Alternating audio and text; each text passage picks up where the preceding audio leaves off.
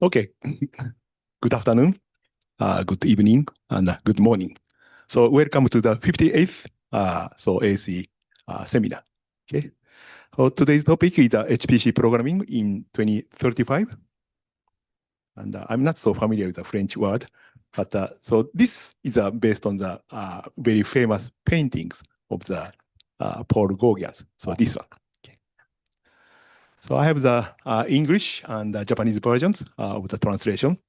First one is where do we come from? So second is what we are, what are we? So third one is where are we going? So past history and the current situation and our future direction.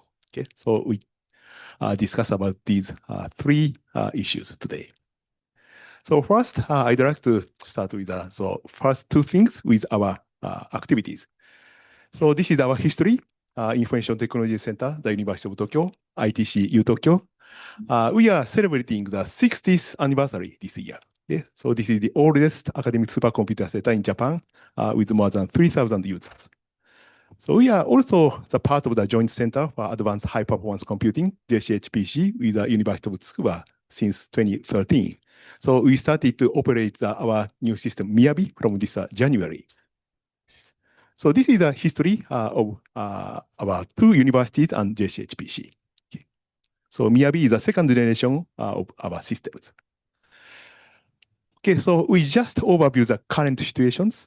In recent 10 years, we have been focusing on the integration of the simulation, data, and learning. We call this S plus T plus L, using the heterogeneous supercomputers, such as Wistele BDX1 and Miyabi. So Wistele BDX1 started 4 years ago. It's a Fujitsu system consisting the two computing nodes groups. One is the Odyssey for simulation with A64FX. So this part is a commercial version of the Fugaku supercomputer. The size is 1/20th. We have nearly 8,000 nodes. Another part is the Aquarius for data and learning workload with Intel Ice Lake and NVIDIA A100 Tensor Core. So totally we have 360 GPU boards. So in this case, 78% of the computation resources are by CPU Odyssey. So this pie chart shows the research area based on the machine hours in the recent last fiscal year. Okay, so you can see Odyssey is mainly used for the very traditional computer science and engineering. But Aquarius, we still have more than 50% for computer science. But you can see 25% are more for the AI. It's mainly for the training or the large language models. And the bioinformatics, such as genome analytics or medical image recognition. So our new system, Miyabi, we started this January with the University of Tsukuba. So it's also a heterogeneous system with a Miyabi-G with a NVIDIA Grace Hopper 200. It's a super chip. So more than 1,000 nodes, and the Miyabi-C with the Intel Xeon Max, only 190 nodes. So in this case, 98% for the commercial resources are for the GPU part. So it's a GPU-centric system. So we have nearly 2,400 users now, and it's increasing. So this is a research area. So Miyabi-C is mainly used for the computational science.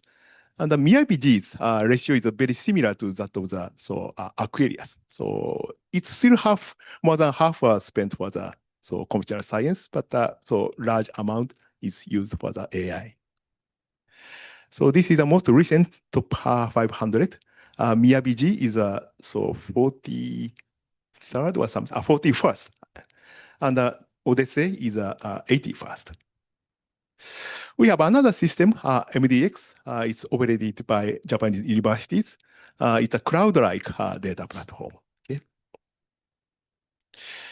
Okay, so this is the hardware, and we have been also developing a software for the integration of the S plus D plus L, supported by Japanese government. So the name is the H3 Open BDEC. We have 3 innovations, but here I'm focusing on the third part. It's a software and utilities for heterogeneous environment, such as Wistele BDX1 or Miyabi. So we developed a new coupler. So it's based on the multi-physics coupler for atmosphere, ocean, or fluid and structure. But our new one is combining the simulation on Odyssey and the machine learning workload on Aquarius. So in order to communicate these two parts, we developed a communication library called WaitIO. Okay? So WaitIO is this type of the heterogeneous communications. So in the later today, so my colleague will talk about this part more details. So we can communicate between the two heterogeneous type node groups using the MPI-like interface. So it can be called from Fortran, C++, and Python, and Julia. So my colleague, Professor Sumimoto, will talk about the Julia version later. So I'll show you some examples. So it's an application for the global cloud physics. So in this type of the simulations, we are combining the high resolution model and the low resolution model. So low resolution model is called for parameterization.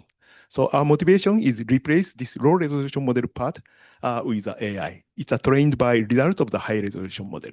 So you can see 25% is spent for this part, and so this part will be almost zero. Okay, after that. So high resolution model part is a NICAM in Fortran on Odyssey or Miyabishi. And the training and inference part is based on the PyTorch and 3-layer perceptron. It's a very simple model on Aquarius and Miyabishi. So it provides a seamless operations on CPU, GPU by H3 OpenVDEC. So current work is focusing on the training using high resolution simulations. So this is a NICAM. And the NICE is a NICAM cloud emulator. So it's a coarse model. So we map the result of this high resolution model to the coarse model, and we try to train this model. So this is an interface using you can see WaitIO I receive or WaitIO wait, so we can communicate between these two parts. Okay, so last part what the current situation is the QC-HPC hybrid computing since 2 years ago. So H3 OpenVDEC is really flexible, and we can easily extend this idea to the other types of heterogeneous computing, such as the quantum computers and supercomputers. Okay, so we have 2 projects. One is the JACC Quantum, so supported by Japanese government, NEDO. It's a Riken, SoftBank, University of Tokyo, and Osaka universities. So we are introducing 2 real quantum systems. One is the IBM Kobe, based on the most recent Heron 156 qubit superconducting device. Another one is a Reimei. It's a continuous 20 qubit ion trap, smaller but stable systems. We are now connecting the Fugaku and quantum computers, and its service will start soon. And also we are connecting the Miyabi and the quantum computers, and so it's ongoing. Okay, so hopefully we can start the service next fiscal year from the next April. So in this project, we are developing the simulator for the QC-HPC hybrid environment. So using Miyabishi and Miyabishi, using CUDA-Q by NVIDIA. So under the collaboration with NVIDIA. So thank you very much. So this is a very simple VQE, variation quantum eigensolver applications. So we split this algorithm to the 2 parts. So basically, this application is trying to solve the ground state. It's corresponding to the minimum energy. So mathematically, it's solving the minimum eigenvalue. Okay? And the optimization part is based on the CPU. And so Miyabishi part is doing the sampling part, which is more suitable for the quantum computers.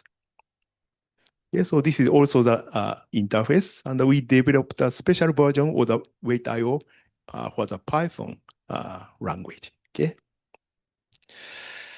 So we hosted one-day tutorial. So in the end of May, and the next one will be December 22nd. So if you are interested in, so please join us. It's in Japanese. Okay, so another project is by the QII, so Quantum Innovation Initiative, headed by University of Tokyo. So it's also introducing their own system called IBM Kawasaki. It's the same architecture and size with IBM Kobe. And so this connection is through by our MDX systems. And the service will start this month. Okay, it's starting soon. Okay, so we put the workflow server on the MDX, a single node of MDX, and which controls the Miyabi and this IBM Kawasaki system very efficiently. Okay, so next is our future. Okay, so especially in next 10 years. So we have 3 items to be done. So one is the AI for science by integration of S plus T plus L. Second one is the promotion of the GPU computing and the QC-HPC hybrid computing. So basically, we have been doing this recently.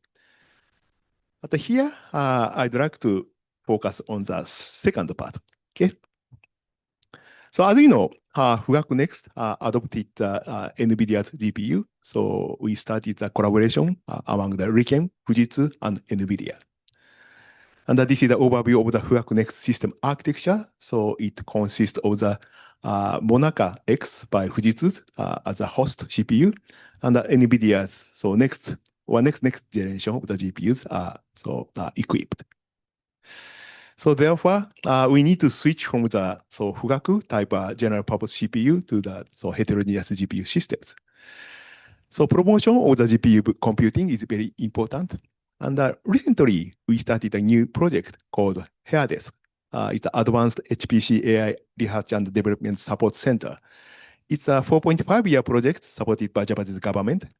And the total budget is 2.5 billion Japanese yen. Okay. So Heterogeneous provides advanced technology support for next generation applications using GPU in HPC and AI, anticipating the Fugaku Next era. But it's not limited to the Fugaku Next. So we also support the wide range of the GPUs. Okay. Here, international collaborations are considered very important, such as the DOE Next or HPSF, High Performance Software Foundations. So this project is led by RIST and University of Tsukuba, University of Tokyo, and Science Tokyo are the 3 core organizations. Other 6 universities from JHPCN, Hokkaido, Tohoku, Nagoya, Kyoto, Osaka, Kyushu are also the collaborative members, including the RIKEN RCCS and NVIDIA and AMD. Okay. So this is a organization of the Heterogeneous. So actually, we have been doing this type of activities in recent 3 years on Miyabi. Okay. So JHPC has already decided to switch to GPU in whole 2021. Okay. So we have selected NVIDIA's GPUs, H100 or successor in June 2022. So it's more than 3 years ago. So 18 to 30 months needed before the starting of the operations of Miyabi or OFP2 in January 2025 for porting cores of the 3,000 or more users of the previous systems. So our key point for selecting NVIDIA's GPUs are performance itself and the portability of the application in Fortran. It's a very special situation in Japan. So as you know, we have already started Heterogeneous-like activities in October 2022. So this is a very brief overview of how we ported our users' code in Miyabi. Okay, so it's also strong support by NVIDIA. And we have 2 categories for our 3,000 users. So mostly our users are very smart and they can do the porting by themselves. So mostly we recommended them to do the self-porting. And we provided varieties of programs such as 1-week hackathon, or monthly meeting, or very sophisticated portal site. But in the case of the very big code or community codes with many users, we provided supported porting under the collaboration with NVIDIA and also Fujitsu. So we prepared the budget for outsourcing And so, yeah, we have been doing this. So fortunately, most of our users' codes are parallelized by MPI plus OpenMP, so it's not so difficult. So because we can apply the OpenCC for such users. So this is a list of the 19 supported code. And we have a varieties of the applications. And you can see, so language is mostly Fortran. Okay, so we have one code for the Fortran 77. So before starting to port the OpenCC, so they need to rewrite their code from Fortran 77 to Fortran 90 or later. Okay, so in this project, here desk missions of the ITC U Tokyo is we have 3 ones. So one is supporting the computational science, so using the structured mesh, unstructured mesh, or NOD type, this type of very traditional computational science applications. So another type is AI for science. So this we also have been doing for a long time. So last one is a portable programming environment. So actually, if we consider the future of the porting to the various types of GPUs, Cocos is very important and items. So if you focus on Cocos, we need to escape from Fortran. Okay, but it takes a long time, and we are thinking 10-year plan for escape from Fortran, little by little. Okay, so as you know, AI is rapidly becoming infinitely smarter. Okay, so you can see, so this is one of the talks by Dr. Rick Stevens from Argonne, this SC25 workshop. So this paper is about the AI scientist writes the paper. Okay, so we are now coming to this type situations.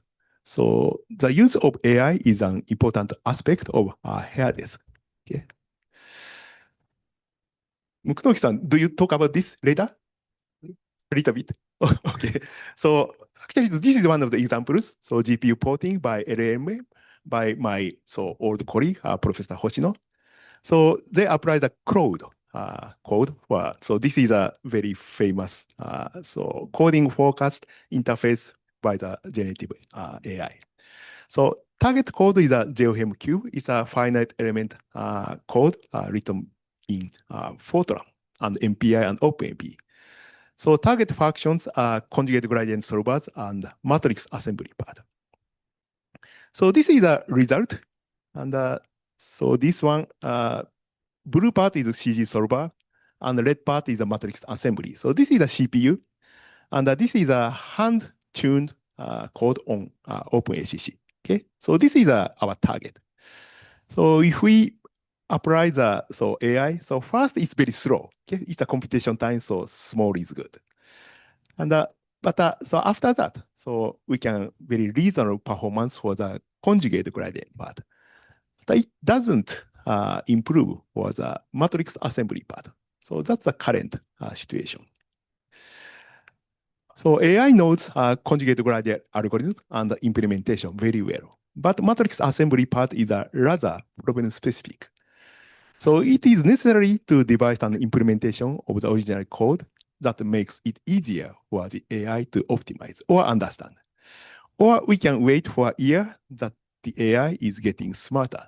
Okay, so as many people mentioned in the SC25. Okay, so this is a very brief overview of the our history, our current situations, and our future.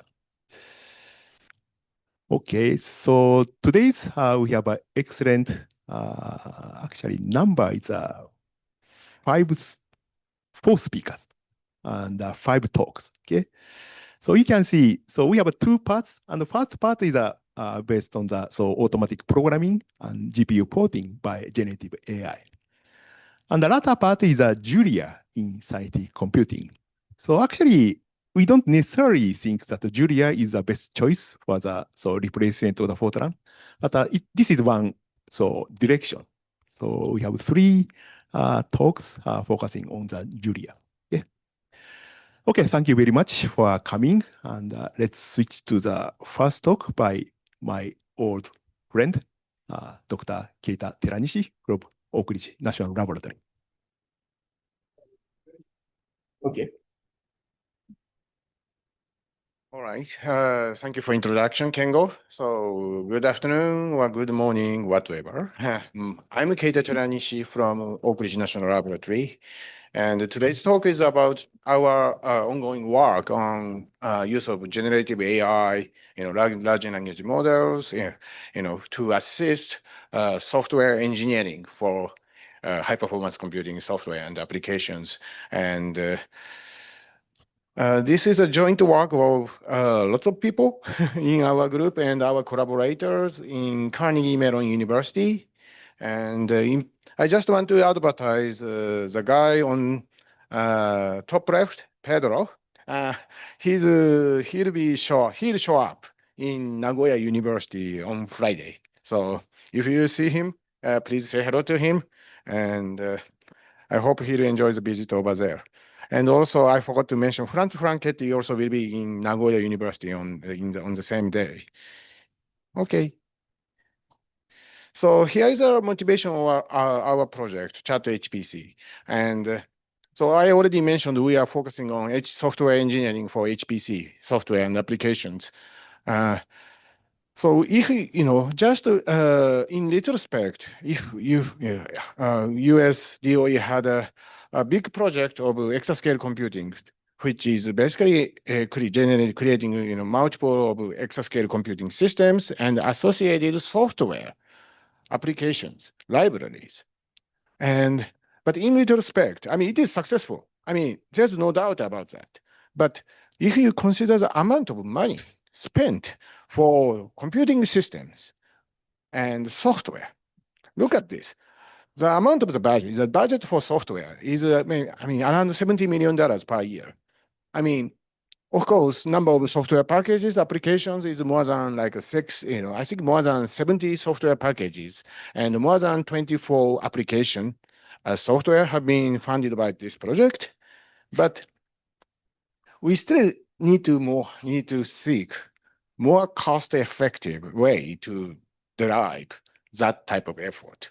And now after ECP, we are in the age of AI, and we are in the age of quantum computing, or even we are also discussing integration of large-scale HPC system with scientific instruments such as linear accelerators, colliders, or neutron facilities, or gigantic 3D printer. These are also connected with HPC systems through edge sensors or middle scale HPC systems all together. Then think about software verification, software testing, software development. It is going to be very, very expensive. But now we have very promising, still question mark, but technology, which is AI. And this is the reason why DOE funded several AI for science projects, in particular, a couple of projects from DOE, funded by DOE, which is called Aurora Project and the Dragon Project, basically bridging the gap for software engineering and also upcoming new computing systems, new computing paradigm using AI to improve the productivity. And so just I want to say software landscape, just it is conventional HPC. So typically we need a full stack of knowledge from system or even hardware, architecture, network, and top up to applications. And basically we need to hire highly specialized, we need to basically create highly specialized performance portable and parallel computing software. And these are typically developed with low-level languages, with deeper vendor stack reliance, for example, using CUDA, using a heap, whatsoever. And also complexity. Again, same thing as even for the conventional HPC, even we confine the problems, basically same thing is happening. It is so complex. And we don't have enough workforce. I don't know if we can recruit students. Even we want We want to educate, but the topic is so vast. We need somebody. We need something to overcome this situation. Okay, just a moment. I don't know why it doesn't. And so we actually tried to understand how AI helps software engineering for HPC. So before this project happened, in year 2022, 23-ish, so we had some studies of, emergence of generative AI, large language models, and to see how it can generate good Fortran kernels, good Fortran, Fortran kernels, or if it can handle OpenMP. Of course, it is all the data, all the study. And also we are trying to generate CUDA kernels, by the way. So our initial study, which is 2022, 2023, of course, published in 2024, it is poor. I mean, in terms of correctness. And the reason was basically we already saw some hallucinations in early days. So for example, we tried to generate OpenMP program. Okay, it generated. Right after that, I asked the same thing in the prompt, same things create the same program for OpenACC. And we just typed a couple of, few lines of prompt. But then OpenACC program is basically completely, completely, how do I say, nonsense. Basically, it looks like OpenACC program, but it proposes basically new API.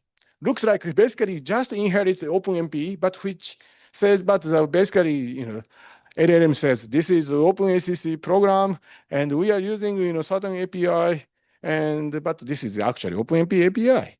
And so basically, it ended up with lots of manual prompt work to improve the code generation and even checking the code. Even in order to verify the coding, we need to do some manual process. So there are so many manual work in early days. Even it is a couple of years ago. So that's why this is actually the genesis of this project. And also we discussed about AECP, that requires so much challenge for continuous integration, continuous testing, deployment. And another thing is also, if you consider HPC tools, performance tools, debuggers, etc. Again, AIs, especially generative AIs or industrial or enterprise AI services are not optimized, not adapted to such a niche area. And another thing is, again, I've already mentioned the future systems is not just HPC. It's not just AI. It is integration of, maybe new AI chips, quantum computing, or even edge computing, or direct connection to scientific instruments. So many challenges going on. And our approach is basically there are two projects, as I mentioned, Darban and Aurora. I'm in charge of the Darban project.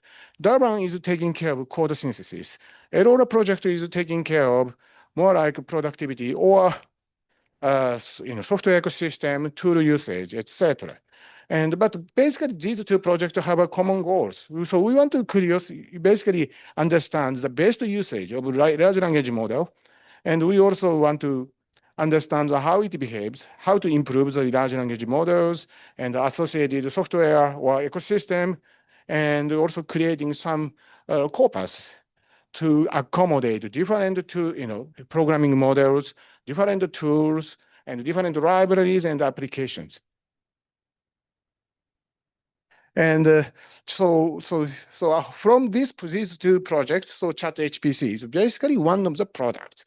And so our motivation again, basically we want to create a special service, like ChatGPT, but ChatGPT is just adapted to general usage, and even ChatGPT has been improved a lot today, but ChatHPC's motivation is basically providing HPC-specific software ecosystem, software engineering, code synthesis, code verification service. And the motivation is, again, so basically not much data, enough data is available in the internet, public domain, if we consider HPC programming, HPC tool usage. And the responses from current LLM still not sufficient. Even GPT-5.1, really great. Gemini 3.0, great. But we have seen lots of issues with that. and more demanding HPC software ecosystem. I have already mentioned several times, even including Kengo. Also, he talked about, Fortran. There's a lot of issues, but we don't have a good, solution for that. And the hypothesis is we can create good, trustworthy AI assistance for HPC programming, and approach is currently focusing on fine-tuning, and it's also leveraging industry efforts. Basically, all the tools, methodologies available in industry, not only fine-tuning or context prompting or agentic AI or distillation and pruning, all available techniques. We are basically exploring all the techniques available for industrial AI large language model usage. And also, we are also considering scalability and cost effectiveness. In this case, cost effectiveness is not only execution time, but also energy or energy per token. But currently, we haven't studied the energy side yet, but we are going to do that. So hopefully, I can talk more about that issues in my future talk. So this is just a simple diagram of how we design ChatHPC. So ChatHPC is just a framework, or you can see as a library, implemented with Python. And there are 3 tiers. So number 1, so you can see on the left side, it is basically creating large language models. So we start with just open source, publicly available large language model, and we have a small set of training data.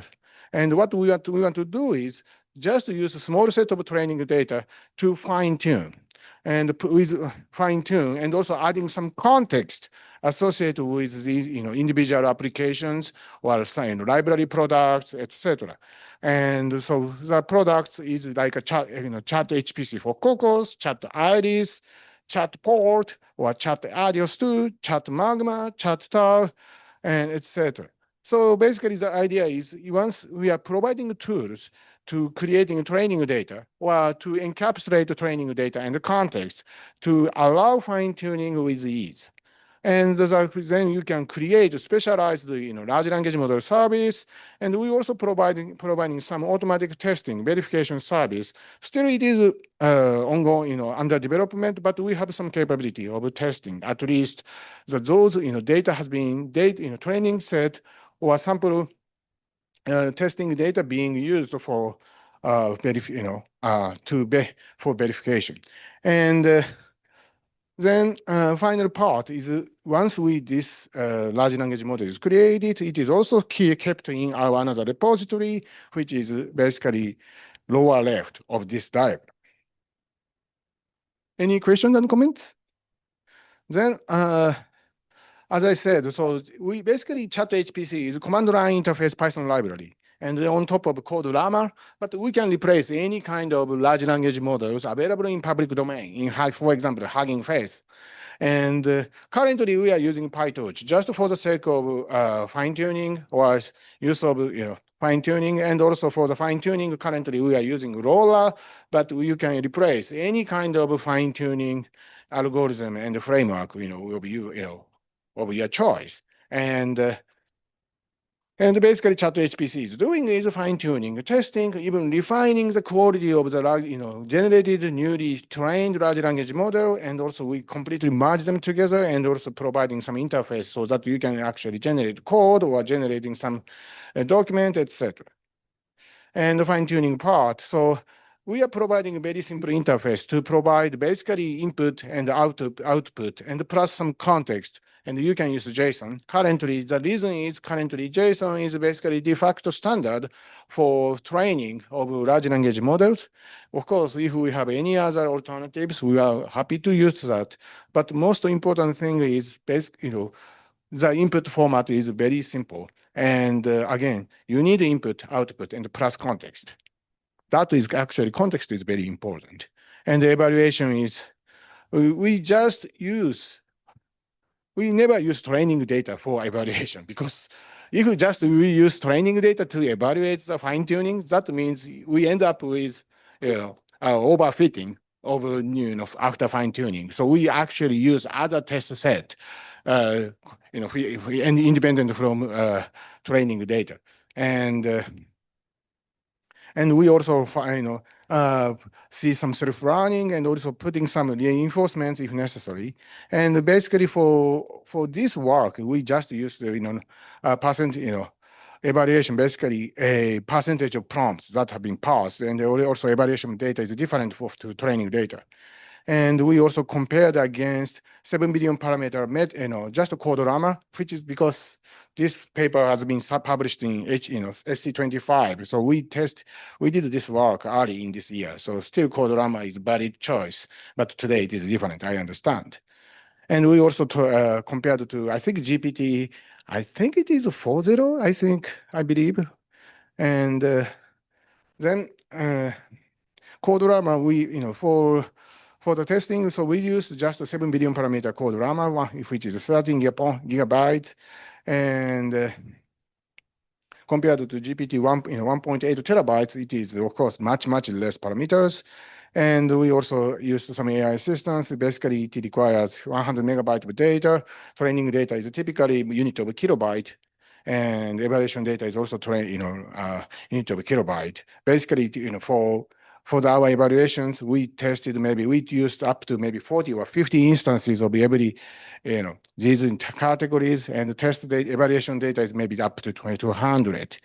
And because the training data is so small, in this case, and just using Codorama, 7 billion parameters, so training takes up to 15 minutes, just a single just using two 800 NVIDIA GPUs in order to finish this.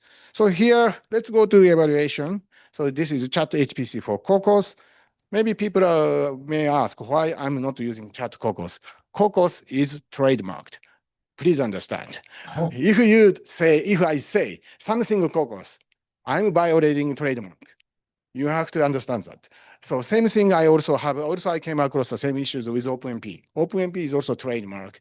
If you want to use OpenMP in your paper, you have to understand the trademark rule. Anyway, so what we have tested is basically we are trying to evaluate how large language model can generate good information, correct information for documentation, installation, and also code development, code parallelization. Basically, it is porting, and also portability. Basically, generating Cocos code that's still portable across different platforms, CPU, NVIDIA GPU, or AMD GPUs. And also, we also did some interesting translation from CUDA code to Cocos code.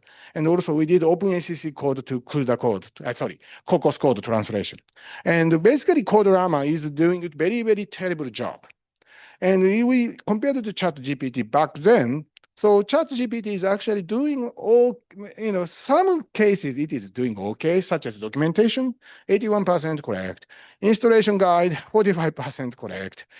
Development, parallelization, 2/3, not too bad, but still it is not acceptable. So what we did is we just did a very initial in training. Then we did some refinement of adding extra context to see how the quality of generation is improved. And so for training, what we did is basically we just used the BRAS-like program using Cocos or sparse and matrix vector multiplication code written in Cocos or Euler methods or conjugate gradient, large Boltzmann, and some AI convolutions. Basically, it is handwritten Cocos code, which are correct. And so what we have typically found is typically sparse computation or iterative solvers are having, basically these type of algorithms don't, for large language models do not have enough knowledge of dealing with sparse data, sparse algorithm back then. Maybe it is different today, but from this study, it is what we learned. And but interestingly, so I think I'm also putting some plot of actually speed up. So what I want to say from this is the first plot, which is, you can see the middle of the right-hand side. So actually, so we also try to understand the performance of performance of generated Cocos code, and basically original code is written in CUDA, and which is kind of very naive, like DGEM like implementation, very naive.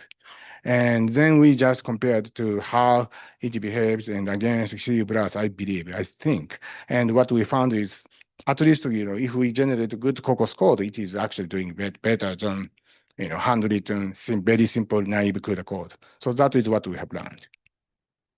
And now going to ChatAdios 2. So Adios 2 is a IO kind of data staging IO library developed by Oak Ridge National Laboratory, Scott Krusky and his team. And this is very important for loosely connecting two applications. And basically what we found is CodeRama has zero knowledge of usage of ChatAdios. Basically, we are trying to try to let LLMs, large language models, to generate program that we call Adios to APIs instead of standard I/O. So basically, what we found is, yes, we still need some refinement, putting some context to get 100% accuracy of usage of this. But compared to other language models, ChatGPT, even CodeRama, so the performance, they are not doing the right thing. So it is, of course, Adios, if you want to get the information with the usage of Adios 2, you have to go to Adios 2 website in order to get that information. But in other but it is hard to find other code examples outside Adios 2 GitHub repository, I believe. And this is the reason why we need to do some extra training in order to utilize, open source large language models for our needs. Again, this is also another special case, ChatIris. Iris is extremely heterogeneous task parallel runtime systems developed by our group. And again, this is research code. So I'm not expecting, even we have open, GitHub web page, GitHub page, for keeping our source code and putting some documentation. But our expectation is ChatGPT doesn't know much about our library, our product. Of course, CodeRama has zero knowledge with this. But again, after doing some fine tuning, so we basically provided OpenMP, CUDA, and HIP code, and also translated to the task parallel computation routine provided by Iris APIs. Basically, once we have enough fine tuning, we are able to generate the source code that can utilize Iris. And also same thing happened in the chat Magma. So for those who know Magma, this is GPU-enabled dense linear algebra libraries, originally led by, I think my major part of the development was led by Stan Tomov, who passed away almost a year ago. And that's why we have a photo to commemorate him. And so what happened is, basically we have code, which is basically BLAS code. It is the example program. And we are trying to ask, hey, can you replace to Magma interface of the source code that is calling BLAS or LAPACK routines? And what happened is CodeRama, again, has zero knowledge. Even ChatGPT does not know what is going on. And after we did some initially, training and some refinement, we using some putting some feedback from human feedback in the training process, then we are able to achieve good, code generation accuracy. All right, so we also did use, another thing, try to, improve the use of LLMs to utilize performance tools. It is ChatTab. We do not have much, quantitative, result. But what I want to say is basically Tau is performance tools that provides command line interface as well as the, graphical, interface to visualize performance behavior, especially finding the slack time between CPU and GPUs. Also, it can analyze MPI communication across multiple processors. And so basically, we try to ask, if Tau documentation for, basically trying to ask, hey, ChatGPT, can you tell me how to use Tau, for the given set of the application programs, whatever, and basically ChatGPT achieved 56% of passing the, passed result for the given set of the programs, to utilize Tau, and because there's no basically. Still, I guess ChatGPT is doing some guess game doing this, but Llama basically completely failed because there's no knowledge about use of Tau. But bottom line is, again, we need to do some fine tuning in order to use, in order to teach how to use tau to do the right thing. And also, I want to add, also discuss also another recent work, which is kind of parallel and supposed to be merged with ChatHPC, which is Chatport. And basically what we are trying to do is, so we have, basically we want to translate programs from one language to another. So I think this is very important, especially for Fortran. I mean, I'm expecting in future, I'm not sure if we have enough Fortran programmers. I'm not sure if our students, young generation, want to learn how to program Fortran. In this case, it is critical to use LLMs to translate legacy programs to new programming languages or emerging programming languages. However, for this study, we are interested in translating CUDA to other performance portability programming models or framework. So for example, OpenMP Offload or SQL, well, we are also working on Calcos, by the way. But if you can, in the diagram, what I'm showing is, so again, we are doing the same thing. Basically, we do some training data set and fine tuning, and also we provide Chatport, which is providing some test programs for given set of the test programs for input together, then try to see how it can generate, and it can also verify the translated code. So I'm again, so for the validation framework, basically we are trying to extract the kernel when translating the program, and we also integrate into the test harness for the generated program, and we also test if it gets compiled, because if the translation fails, in the worst case, basically compilation fails. So in this case, we just put error log if compilation fails, and otherwise we also execute the program and validate the output of the original program versus test the original kernel and also translated kernel. And so this is just one simple case. And so we had basically 4 different training sets. So this is just 5 kernels, 10 kernels, 15 kernels, and 22 kernels. And we also try to test 59 kernels. So basically use up to 22 kernels from the training set, and using 59 CUDA kernels for testing, verifying, and to see how it can generate correct code. So if you see the line plots on the right, so basically what we can see is, so for CUDA to OpenMP, CUDA to SQL, so we did different models and different languages, but what we found is, Chatport is basically doing, doing a good job, and good job compared to Codorama or ChatGPT. And I think there's one particular case, Codorama is also doing good. I think it is sorry. I think the line on the top is actually kind of, how do I say, kind of faint line, and I have kind of colorblind, I'm sorry. ChatGPT is around achieving around 40 to 50 code translated correctly, but if we basically try to fine tune Codorama, and which is pretty dismal, pretty miserable, it is also lying on the bottom. But if we increase incrementally of the from the testing set, we basically improve the code translation quality, both OpenMP and SQL. So this is just a small result. But later on, we also tested different large language models. Originally we did Codorama, but we also tested other large language models, including StarCoder, Qwen, and HPC Coder, Granite Codebase. And what we found is, again, once we do fine tuning, we see some improvement of translation quality. And we also did some interesting study of just for CUDA to SQL. We also, in this case, we try to understand the even amount of the time used to fine tune. So this is different from ChatHPC paper. So one thing we understood is typically what, regardless of the test set size, we see more time when fine-tuning larger, LLMs with larger parameters. So that's why look at Quen 25 coder, 2.5 coder, 32 billion, or Granite coder, 34 billion, or CodeRama 34 billion.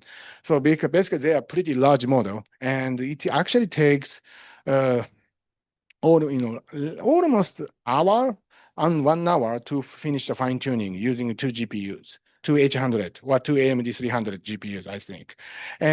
But we also try to use the different temperature parameter. Temperature in this case, it means variation or adding more like randomness of the code generations. Smaller means less random. Large means more random.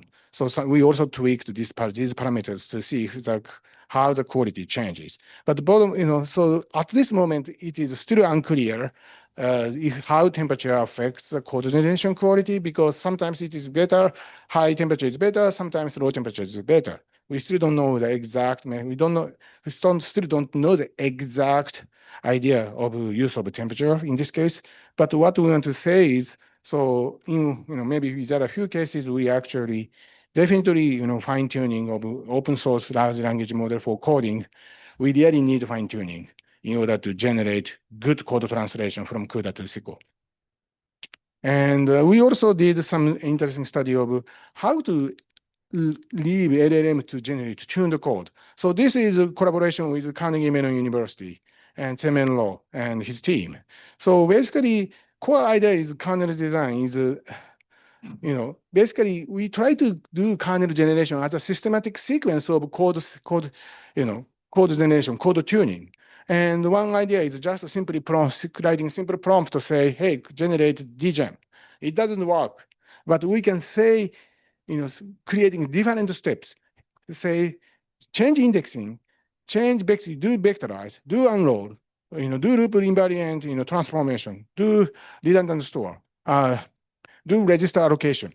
If you can actually create a good prompt, specific to these, very low level tuning, you can actually generate the dgem, tuned dgem code. It is interesting, but so bottom line is, in order to tune, to generate tuned code using LLM, basically you need to understand that, very, elaborate process. So this is interesting. And lastly, and I just want to say, last week, we have in the US, White House made an executive order, which is Genesis mission. It is AI for Science program. It is kind of equivalent to Manhattan or Apollo project.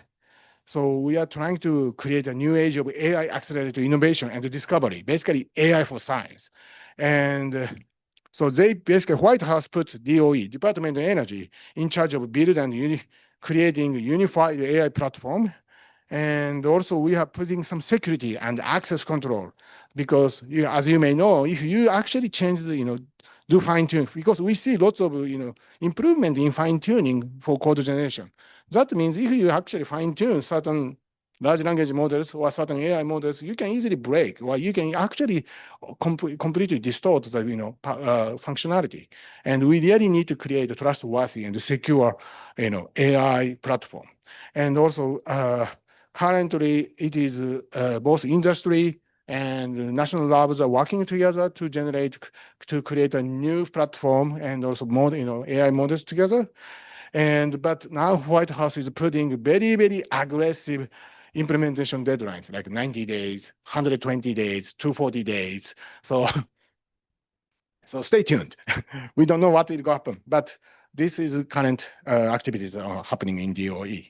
And the future work, I just want to advertise ChatMPI. That was accepted by SCA HPC Asia 2026, and Pedro will give a talk in January, late January next year.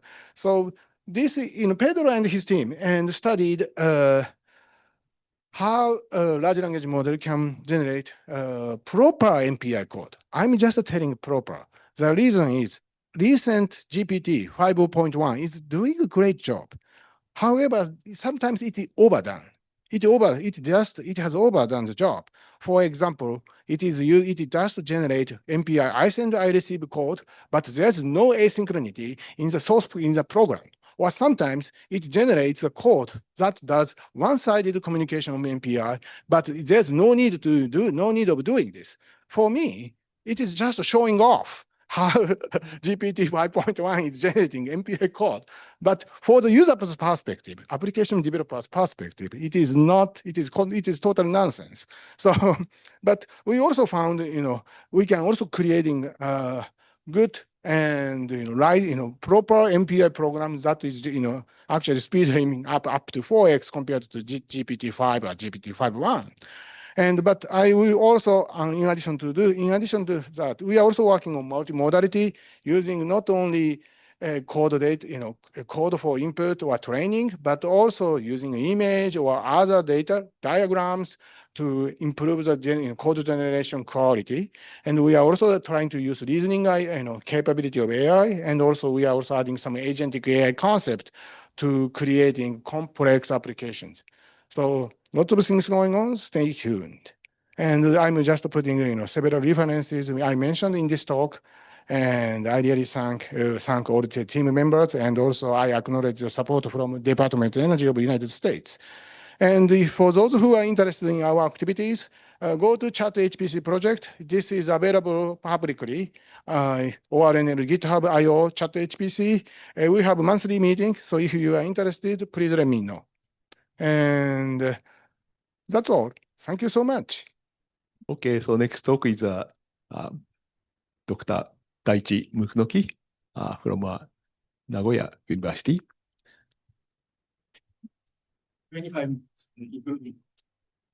So I'm Daichi Mukunoki from Nagoya University. So today I'd like to talk about this title, but at first I wanted to introduce the latest result of GPU code generation for different architectures, but it's not yet finished. So today I introduce slightly different topics. Sorry. So yeah, here is today's agenda. So first, I will introduce our HPC Genie project, and then I will introduce some work from the project. So this is the introduction, but maybe I don't need to explain the motivation for research utilizing AI. So it's obvious. So, but one important point is FluxNext. So, okay, yeah. So FluxNext is going to equipped with GPUs, but Japan still has a lot of old code written in Fortran. So so now we are short of experts. So we have high expectation for generative AI to port such code to GPU. And I believe the timing of our decision to use GPUs in FluxNext is actually so very good timing. So considering the current advancement in generative AI, so we can use AI. So we at the Nagoya University Information Technology Center has just started the HPC Genie project for the application of generative AI to HPC. So I feel the Japanese HPC community was a bit late to start work on utilizing generative AI. And actually, so we also just started this project this year. And the project leader is Katari Sensei, and I'm the sub-leader. So our key missions include automatic HPC code optimization, and in particular, Fortran to GPU for FluxNext, and utilization of local LLMs, and service delivery at Supercomputing Center. So today, I will introduce some results from this project. So first one is blast code generation, the capability evaluation of blast code generation using general LLMs. So this is very trivial, but our starting point is this. So we were actually so inspired by ChatBlast by Oak Ridge National Laboratory. So this slide shows the result of blast code generation by GPT 4.1 and O4 Mini. So they are entry-level general-purpose LLMs. So it's not specialized for code generation. But so interesting. So this table shows the number of correctly generated code in 10 generations. So the left side is non-optimized code, and the right side is optimized code. The prompt we use is very simple. For example, for optimized code generation, it is like implement some routine in BLAS in C language. Thread parallelization, similar vectorization, and cache plotting should be considered for speed up. Just that's it. One prompt, not iteratively improved. So the most interesting finding is that, so given just a routine name such as DJM or DTRSM, so actually, so working code can often be generated just with a routine name. So this result suggests LLMs know the specification of BLAS routine correctly. But interestingly, the structure of generated codes are often different from the reference Fortran code. So it seems LLMs do not understand the reference code as only the correct result, but rather they learn the specification and generate the code accordingly. So on the other hand, optimized codes are not, actually the performance is not good. A single simple prompt does not generate sufficiently optimized code. But this is not so surprising. So next one is SQL code generation for Intel GPUs. So this is work in progress by a master student. So actually, I wanted to introduce more result for CUDA heap SQL, but sorry, this work is not finished yet. So here we use Claude code with two iterative optimization with just please optimize it further, please optimize it further. And the table shows the performance of 3 trials. So some cases achieves comparable performance to MKL, but there is a large variation across experiments. So very random result. And if an AI can generate code optimized for different architectures from unoptimized code, maybe it effectively functions as a compiler, actually. So, yes.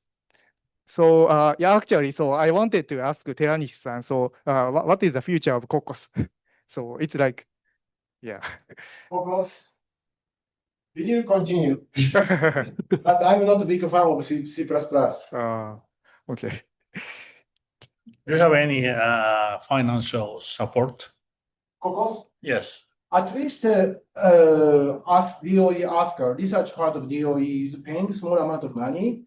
And So So now discussion is started. Just regarding Cocos, so at least a small amount of fund is going from Oscar. It is a DOE's Advanced Scientific Computing Research Program, and another thing is Oscar facilities. So meaning supercomputing facilities in DOEs have their own budget to support Cocos because they think they are critical infrastructure. So that's why they basically pay money to Cocos developers to maintain and also support for their new systems or ongoing current and new systems. So they have, but their budget is basically not only machines, but also in operations, and meaning software support is part of important operations. That's the reason. Okay, thank you. Yes. So next one is Fortran to GPU or GFM code, but this one is already explained by Nakajima Sensei, so I will skip it.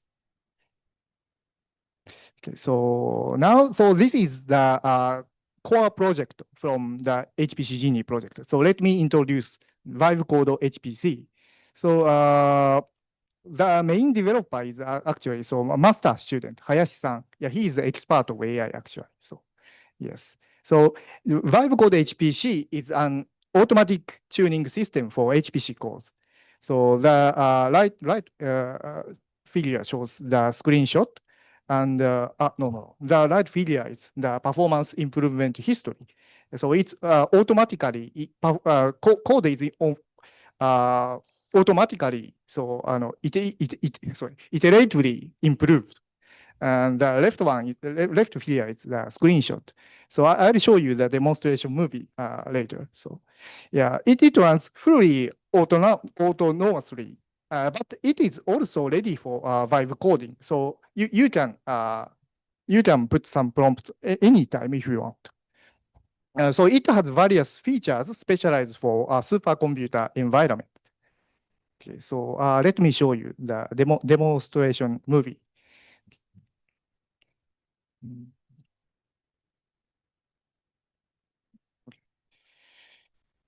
So, sorry.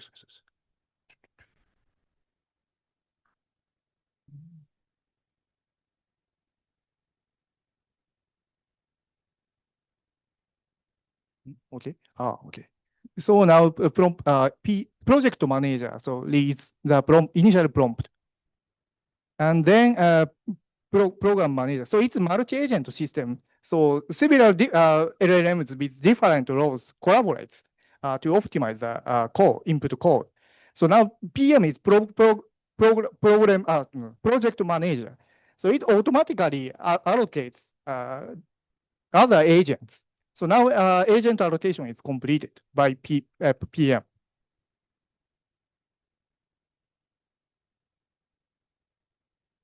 And in the left side, it's such documentation is automatically generated. So now PM,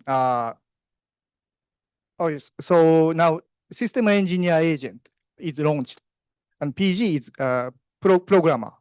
So program 1 is launched, and PG1, PG2, PG3, PG4, and PG5 maybe. No, it's CD, continuous developer. So now CPU optimization is started. So each PG has different rules. So for example, OpenMP, CUDA, OpenCC, yes. And CD manages GitHub.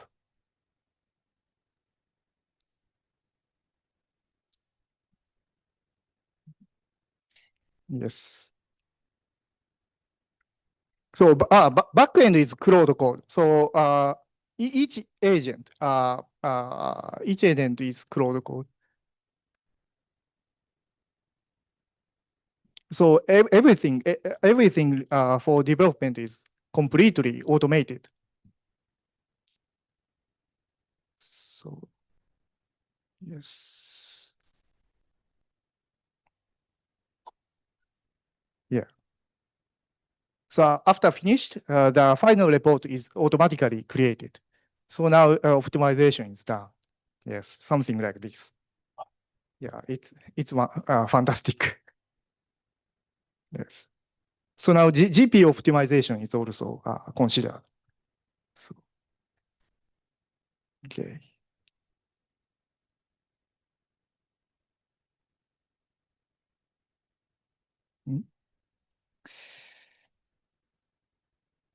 Okay, so this is our Vibe code HPC. So main developer is just a master student, Hayashi-san. Yes. Okay. So yes, so this is user can give requirements definition like this. So this example is written in Japanese, but of course English is okay. And more detailed description, more possibility to achieve better generation. Yes, but also vibe coding is possible.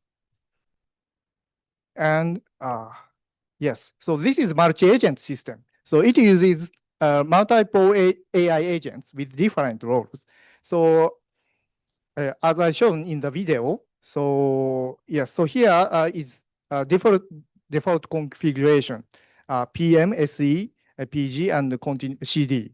But it's customizable, and actually, so PM agent dynamically configure.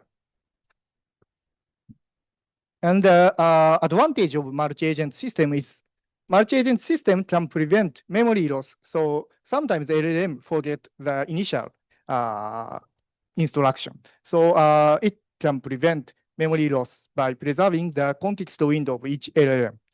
And agents monitor each other. So it enables detection of requirement violation.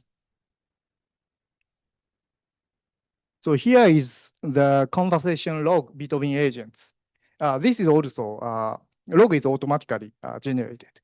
So agents monitor each other, and yes. So here, for example, in this example, the use of Kublas is actually prohibited, but a PM actually tried to use Kublas, but other PM detected the CCD detected the use of Kublas, so it wants to PM not to use Kublas. Yes.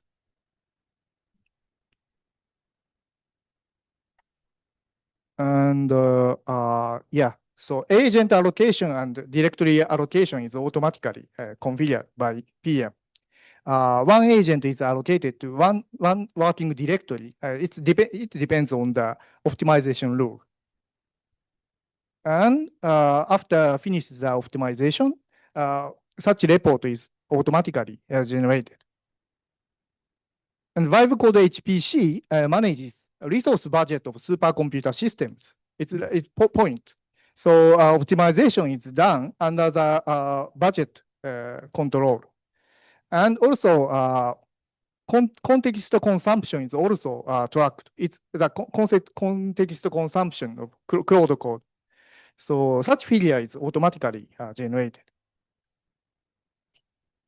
And this figure shows an example of comparison between solo agent and multi-agent. So a solo agent often gives up midway of the optimization. It also ignores the requirement not to use, so here not to use Kublas, but it violates.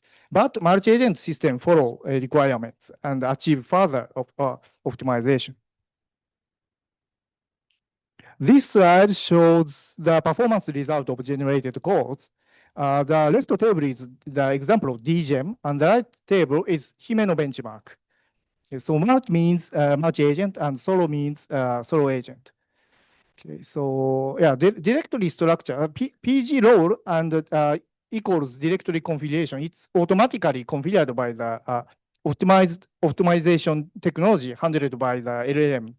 And so one agent is assigned to one directory. And overall, multi-agent configuration produces better results than solo agents. So this is a summary of Vibe Code HPC. So it's an automatic tuning system based on multi-agent LLMs using cloud code.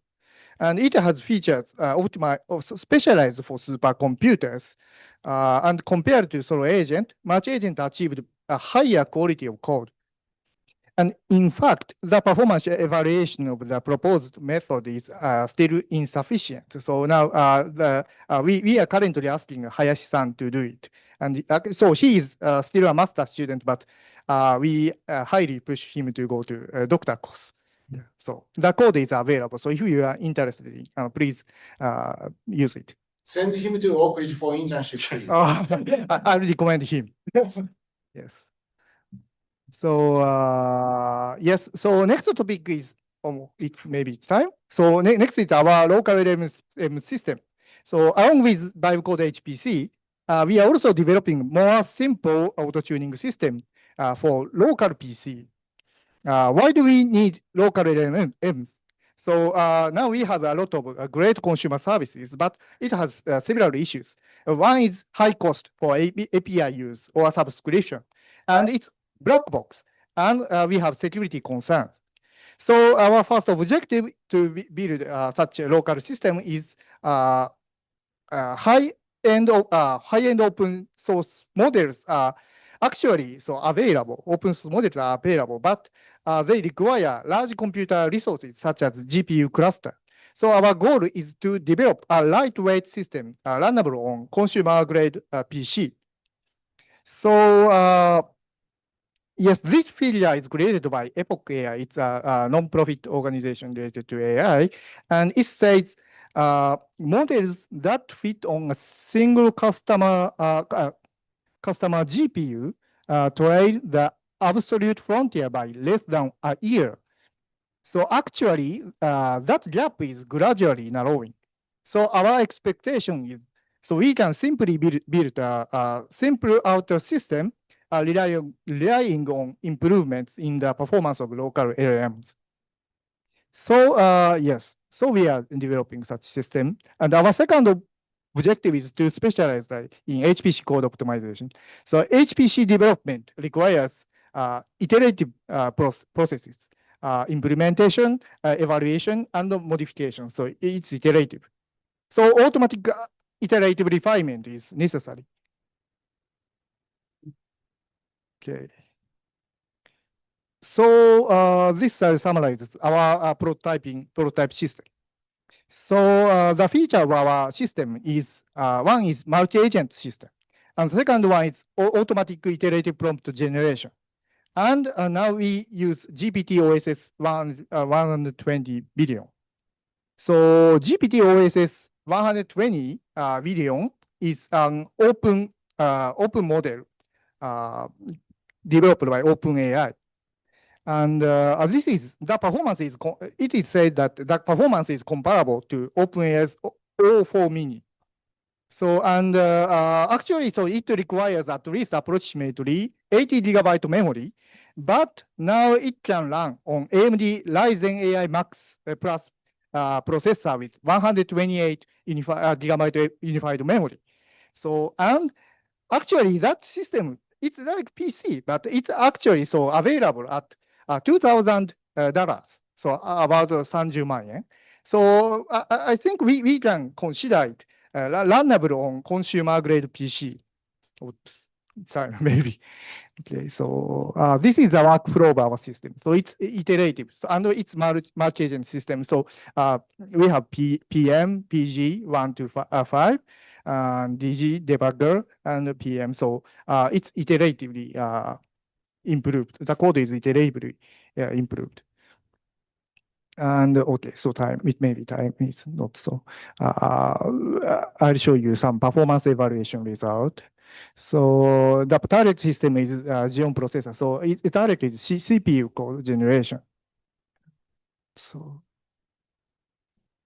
yeah, we have three. I'll show you three test cases. The first one is DGEM. The left side, code shows the input code. It's just a simple triple nested loop implementation. And this code is optimized. And the right figure shows the performance improvement history with 5 executions. And the fastest result was 1,500 gigaflops. But actually, so it called MKL DGEM routine. So this means that the LLM GPT OSS recognizes matrix multiplication code and knows how to use MKL. Actually, it's C++. And the full scratch fastest code was about 1,100 gigaflops.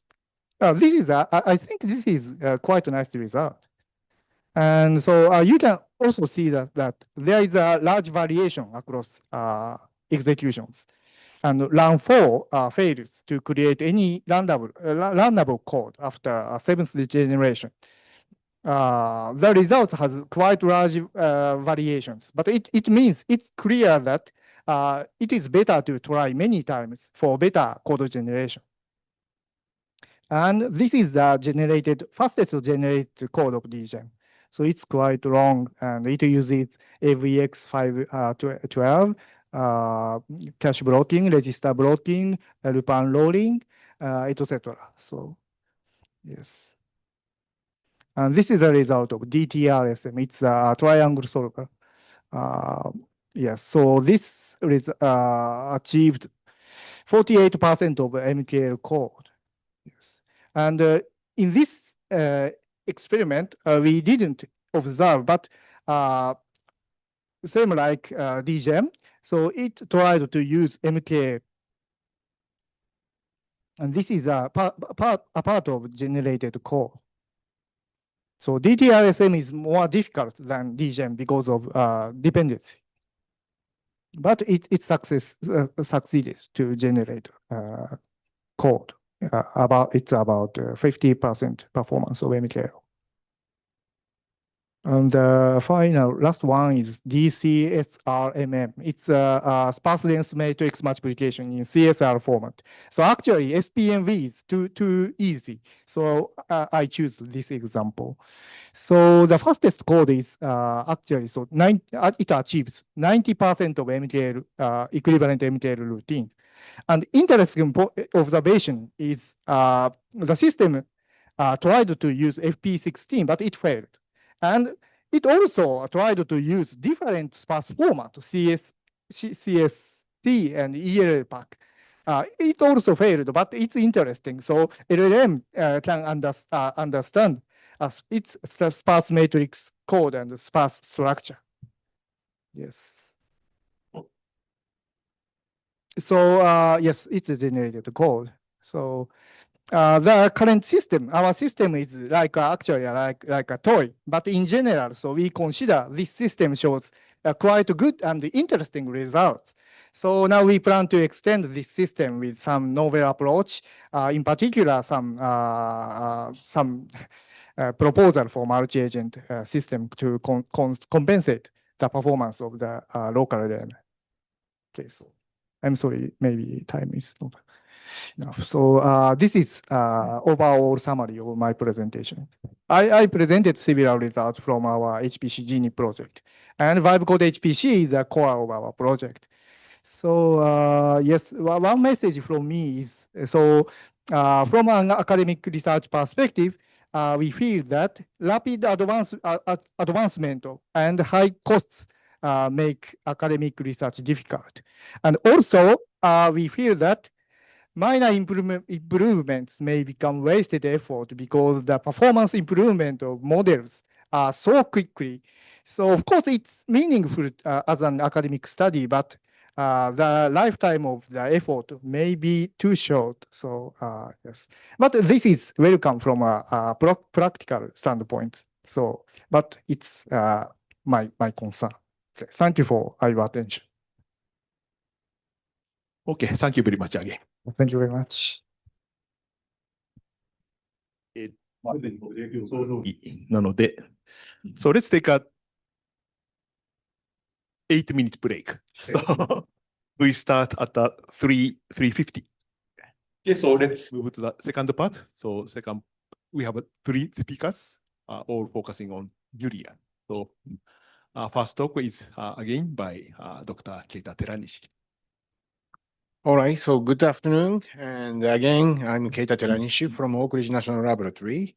So this talk is about activities on Julia in our organization. And originally titled was JACC. And JACC is our software framework for writing performance portable Julia Julia applications for across different accelerator platforms. But I found out it is actually I'm going to talk about more than JACC. So that's why I'm putting more broader title to indicate, how we are engaging. We actually commit all, development, research, and also outreach of Julia and its applications.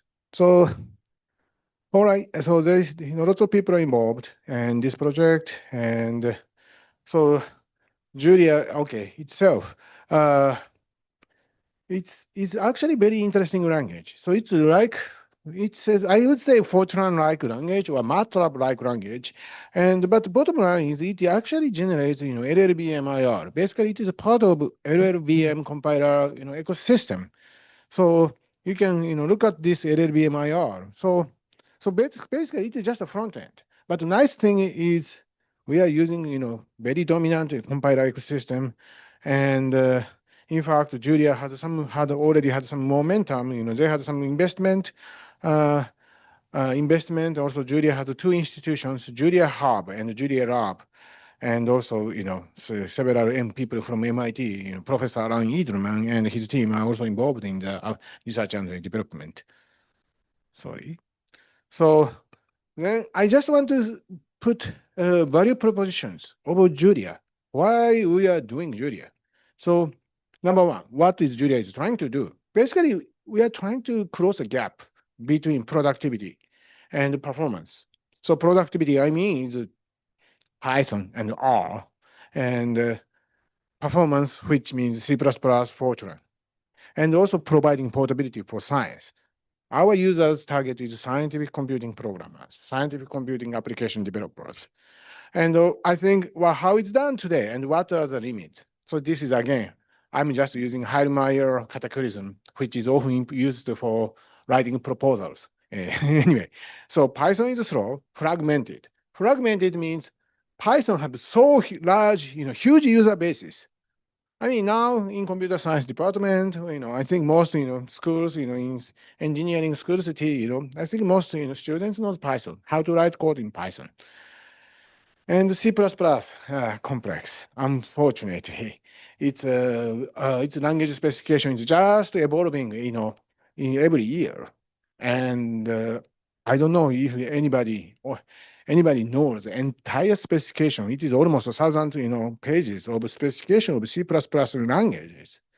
I don't think it is good language to recommend for application scientists. And also Fortran, I think Ken already discussed. I also want to bring a report from Los Alamos National Laboratory.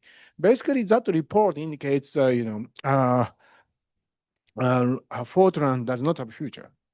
I mean, maybe it is overstatement. In fact, after that report also have some appendix and referring saying it is not exact information, but it is important to see as an opinion. And also ecosystem. So packaging, CMake, libraries itself, especially CMake is one of the giant, gargantua. It is gargantua, monstrous, software, stack. I mean, CMake itself is not Turing complete. Its specification, semantics are not consistent, but people are just using it. Why we are using such kind of software? Because everybody is using this, but is it the right thing for us? And another thing is computing is hard. Outside x86 or NVIDIA GPUs. Sorry about the people from GPUs. We also want to use something other than NVIDIA. And then because DOE is also always want to diversify their computing platform portfolio.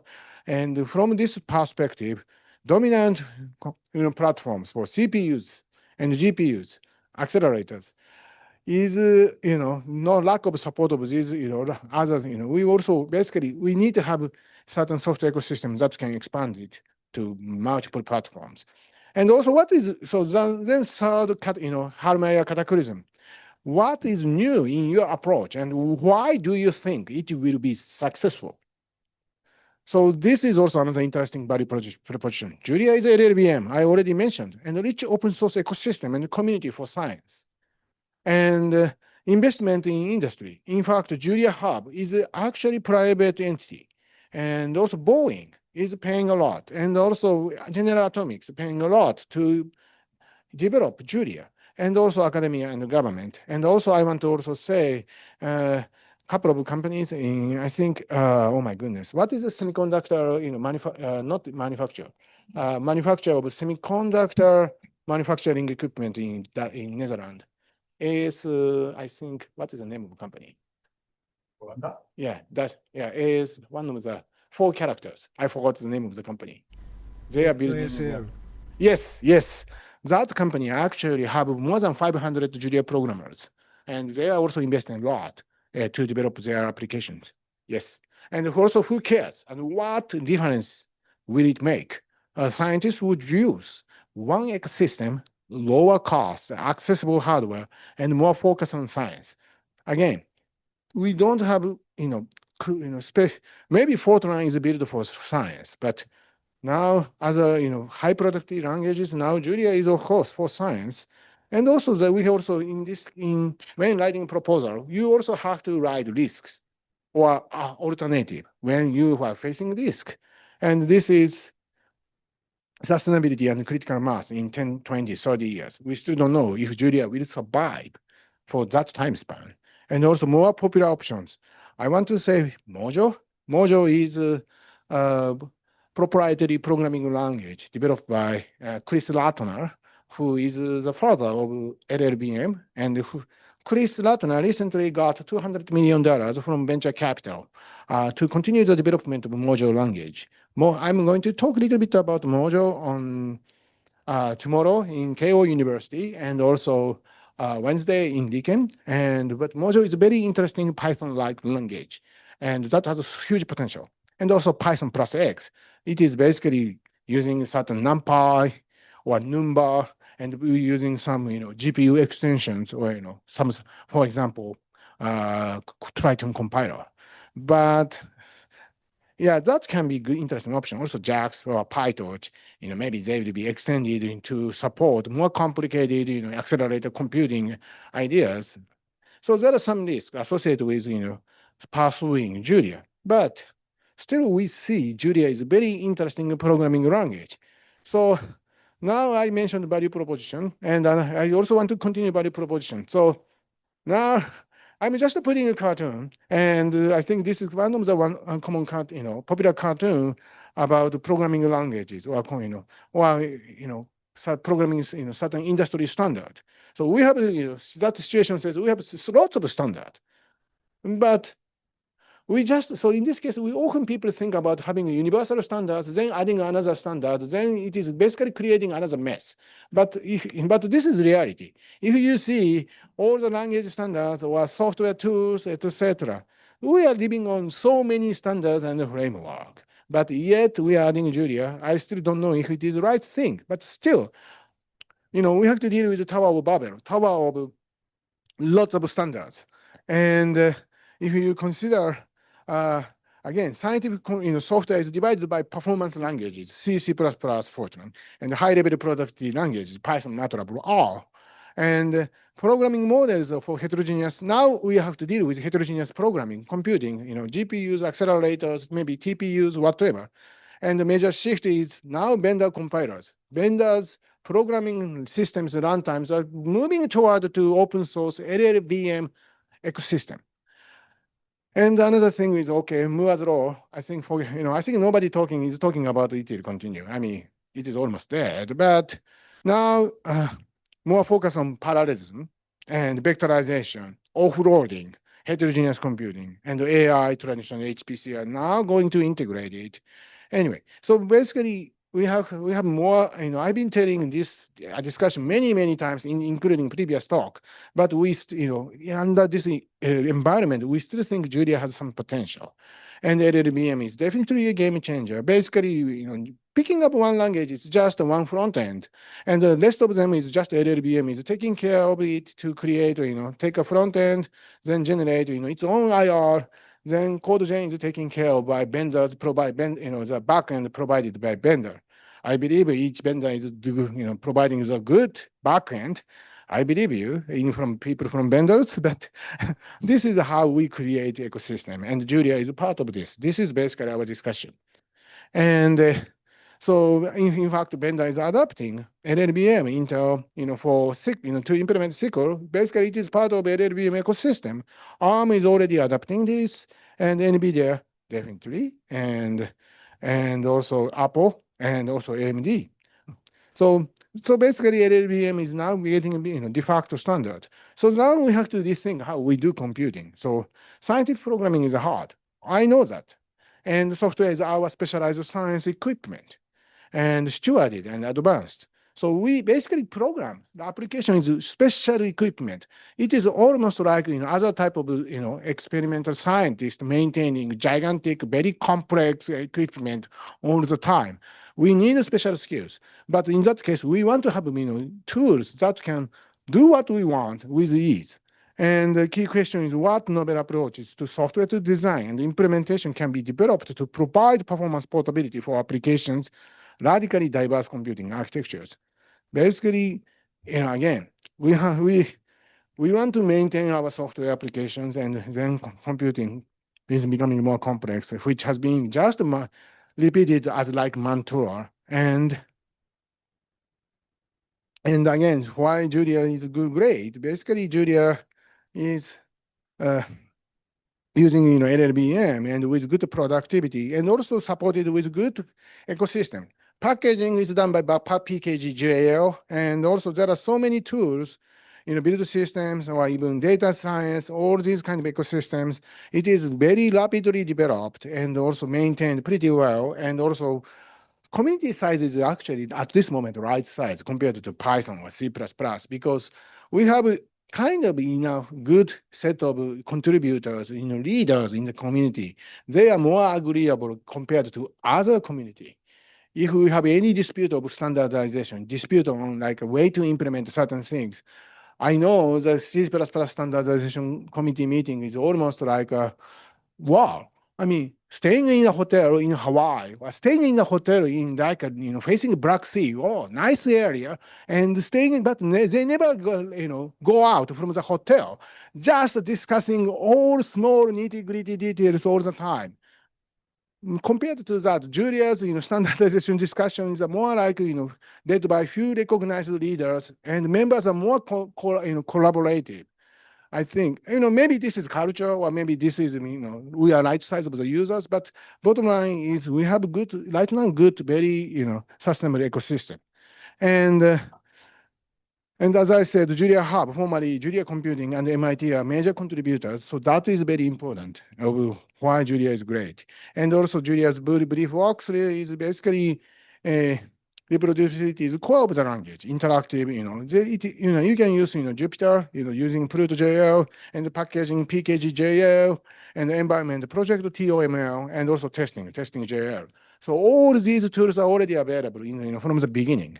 And just in time, also Julia is using just-in-time compilation. It is like a script, but you can use it like scripting languages, like Python, So, and even you can also compile, package. You can also create, binaries today. And basically, you can use different debugging, code verification environment, and also powerful metaprogramming capability, profile, time, tester, instrument, code instrumentation. You can actually insert native code or insert native specific implementation. So even Julia provides very high productive, high abstraction for users to write a program easily, but you can also do very domain-specific, platform-specific tuning in the same way. And also, it provides good interoperability tools for C++, Python, and also creating C++ wrapper. Anyway, and so again, I don't like Python, and one of the reasons Python is a great language, great number of users, but look at all the tools, ecosystem, Python. There are so many tools, so many high performance implement, kind of good performing implementation and different type of GPU accelerator support. So I don't know which one is going to win, and I don't want to support all of them. It's too much. And that's why, as I said, Mojo, which is coming from Chris Ratner's company, is interesting, very interesting. And I'm going to talk again tomorrow, but Mojo is maybe one of the solutions to unify Python's this, fragmented ecosystem, but who knows? And anyway, I've been talking lots of things about Julia, so I just want to skip. So why not? So let's see what Oak Ridge is doing. So one of the examples is Gray Scott application. So this is creating Julia-based workflow. And also creating application workflow using frontier system. We are just solving some simple diffusion solver using CUDA.jl and AMD GPU.jl and using also Adios 2 connected with Julia and then run the program. And we achieved the best paper award of SC23 workshop. And we, basically how we implemented, stencil code, we're using AMD GPU.jl. It is a specific AMD GPU specific modules for Julia. So I'm just showing the listing to, right-hand side of the program. So basically you can use Julia, and the abstraction is kind of similar to Cocos or larger, or SQL, but it is still Julia's syntax. You don't have to worry about the type mismatch, all this kind of stuff, because Julia does type inference during just-in-time compilation. It also does automatic multiple dispatch and finding and during that time it finds the right type matching. The two basically emits the program source. Gen binary. So this is how the performance, actually we measure the performance. So interestingly, so it is just trying to understand how memory boundaries, how memory is utilized during the course of execution. So with 220 time steps. So one thing I noticed is in the beginning of the program execution, so boundary is not fully utilized. The reason is still there's some JIT compilation in the background, and after it is over, then basically it performs well and to continue the program execution. And that study was actually tested in year 2023, early 2003. So at that moment, we were able to test up to 4,096 GPUs, nodes, and we have observed very scalable performance up to 512 nodes. I think it is most, there are some scalability issues with MPI and AMD GPUs back then, and that's why we didn't achieve good performance. But I think recently what I heard is this performance gap has, performance degradation has been fixed. And also we try to understand the IO performance, IO bandwidth. So we are seeing actually good band, actually in some scalability, but back then we had some trouble with 4,096 node configurations. So that's why IO world clock time increased so much. But and also because we can actually execute our Julia-based application, benchmark from Jupyter Hub. So we can write a program, we can visualize, and still accessing our frontier supercomputing system. And in fact, in some effort using Julia, as I said, we won the best workshop paper in 2023, and we also did some tutorials in SC24 and SC25, and our community effort still continues. And I also want to also highlight there are so many efforts to adapt GPUs, AMD, CUDA, Metal, O1 API, and we also there are some performance portable implementations such as kernel abstractions JL, which is basically providing common programming layer for low-level accelerator program. JACC, which is our product, which actually provides high-level programming framework for performance portability, and it can support MPI and also threading and ADIOS and HDF5 for IO subsystems. And in fact, Julia team in MIT is making monthly call to discussing all these HPC software issues, and that effort is still continues. Great. And in Oak Ridge, we did some first Julia workshop in 2022, and we had around 101 registrations, 16 in person, 51 virtual, and 12 lightning talks, and so we still had a good attendance. And also, we did the second Julia for Oak Ridge All-Learning Science workshop in 2024. We had 115 registrations, 75 in person, 40 virtual, and 15 talks.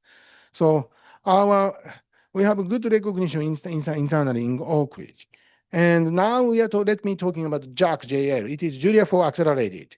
And it is almost like Cocos. So we provide basically common front end that supports multiple Julia module for executing program on accelerators. So this is software structure, and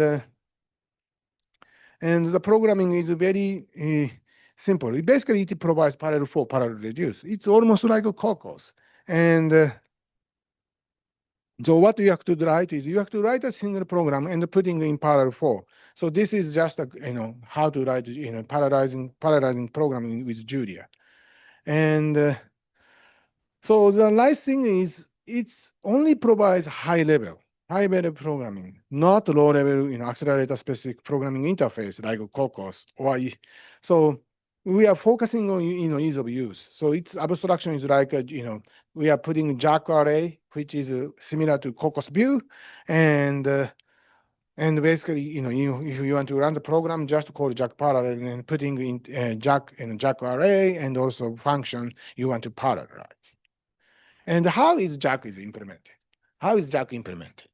So if you have any chance to see either Raja or Cocos implementation in their repository, it's a huge program source.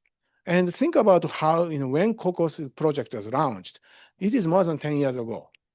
I mean, Cocos project started, I believe it is 2010 or 11. Originally, it is intended for CPU parallelism, But after more than 15 years of effort, they have a huge code base and maintaining all the accelerator supports. But compared to that, we only spend 2 years, and only almost 2 person just spending their quarter of time in order to develop this. So this is how how Julia is so powerful to implement such kind of performance portable programming layers. And the performance-wise, it is just a simple benchmark. We are actually very comparative to original Julia plus Julia's GPU or thread-specific backend. So it is good. And recently, we are doing relative Boltzmann prototyping in Julia. So we actually compared the CUDA version and JACC version and Flux 3D. So I think this is we are getting very promising results. And of course, for Intel GPUs or AMD GPUs, we don't have CUDA version results, but we are very comparative with CUDA. And also we have shared memory support, and which is also accepted by it is published in 2024. So now we are increasing JACC's capability. And also we have some ongoing effort of JACC benchmarks. So we actually implemented some Rulesh kernels, 6 different kernels from Rulesh. Rulesh is a very popular benchmark program from Lawrence Livermore National Laboratories. And we tested on 64 cores of AMD CPU, 2 AMD CPUs, and 800 H100 GPUs, and NVIDIA GPUs, and also AMD's MI100, MI250X. So still, we compared against Cocos. So Cocos is still doing a better job. But I think in some cases for GPUs, sometimes Julia, JACC is getting close, but still we need to improve the performance in the runtime. But if you look at MI250, I think the gap is very close, between Cocos and JACC. So that is very promising, and we are currently investigating the performance. Why JACC is not as fast as Cocos in NVIDIA's platforms. And also we did some benchmark with I think it is part of B-Bench, I think. It is just a couple of very simple operations and hash or other things. And again, yes, we compared against OpenMP and or OpenCL, OpenMP offload and heap or CUDA. So in this case, JACC is actually, for these benchmarks, JACC is doing actually good job. Anyway, and we recently have one undergraduate student who actually got the best poster award in Oak Ridge's internal competition, and using investigating Julia's software ecosystem. And also last year we had SC24 best poster finalist. So we are still pushing our efforts forward. And another also interesting example is we are using JACC for analyzing data from our neutron facility. And this is also the code, there's the source code of how we implemented this. This is one of the best workshop paper in SC24. And we are also trying to integrate Julia with our IRIS, which is extreme heterogeneity runtime systems, so that we can provide the Julia interface. Then we can create an extreme heterogeneous task parallel program execution environment. And basically, it is I'm putting just a rough diagram how we actually create the extreme heterogeneous applications through Julia. So users have many choices, but if you use put JACC kernels, so we can actually use compile and also automatically integrate Julia Iris interface. Then we can actually run orchestrate all these kernels. And I just want to say how we are achieving the difference. What is the difference between Julia Iris and Julia plus Iris? So basically, Julia plus Iris approach actually enables lots of interesting capabilities. And I'm putting Dagger in the Julia. So Dagger is a task parallel programming framework developed by MIT team. And Dagger is also interesting approach to enable task parallelism, but this is still not very appreciated. And Iris is not, cannot achieve all the possible, all the capabilities accommodated by our Julia Iris integration. But the bottom line is, Julia, using Julia and Iris, we can provide different, all these, capabilities, but we still have to pay cost of kernel invocation of Iris, and also some cost associated with Julia and Iris API integration. Oops. And how many minutes? 10 minutes, including discussions. Okay. Then I think I just want to go to also ongoing effort of our software stewardship. So actually part of the effort of our Julia's effort is also funded by a post-ECP software stewardship effort. It is funded by DOE Advanced Scientific Computing Research, so-called ASCR, SCR. And I'm a leader of this project to support the different programming systems. I think 10 different programming systems and few incubation projects. So lots of national research labs are involved, and plus a couple of universities and collaborators working together to create this post-ECP software ecosystem. And in the part of this effort is a consortium for advancement of scientific software, CAS. And CAS is basically DOE-backed, so consortium for software ecosystem. And basically, we really want to continue the legacy of exascale computing project, which generally created 70 plus software products, 24 plus applications. So applications, and our team, in Oak Ridge, is part of this group, this effort, and to promote and also to sustain programming system software. It is including Cocos, OpenMP, OpenACC, MPI. But Julia is one of the high productivity languages initiative we are actually leading. And just I want to give you summary. So yes, so I think in Oak Ridge, we are working on Julia, of course, and one of the major efforts is JACC. But it is not only about JACC. We are doing lots of outreach event, internally, externally, and in fact, SC HPC Asia, we are going to have a half-day tutorial of JACC.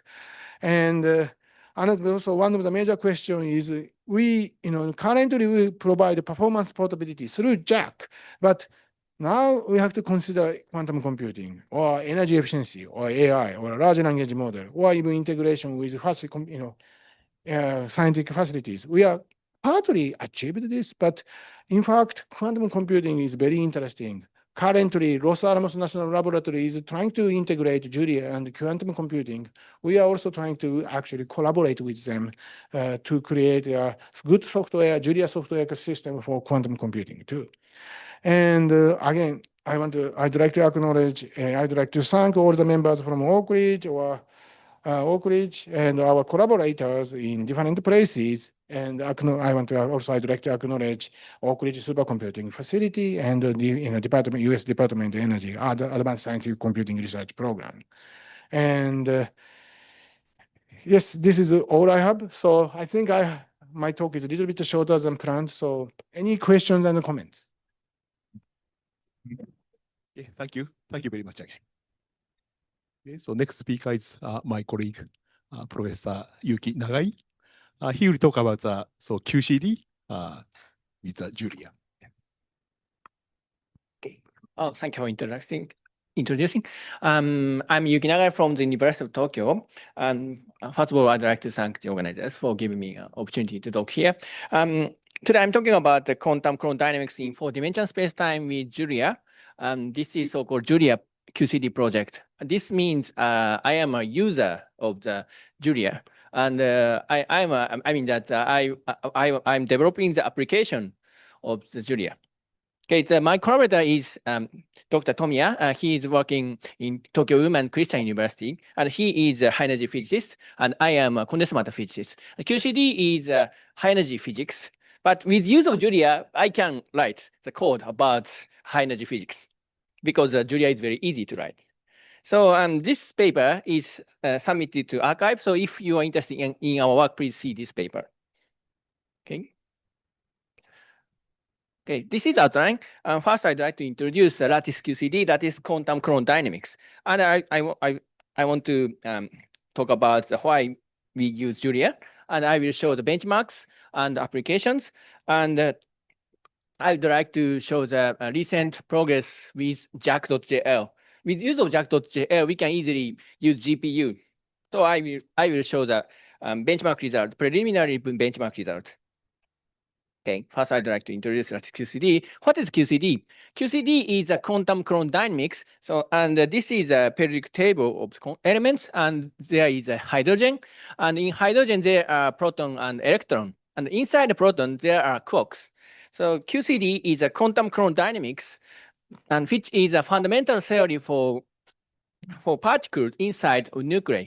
And this system is quantum many-body, relativistic, and strongly correlated systems. So I think this is one of the hardest problems in the world.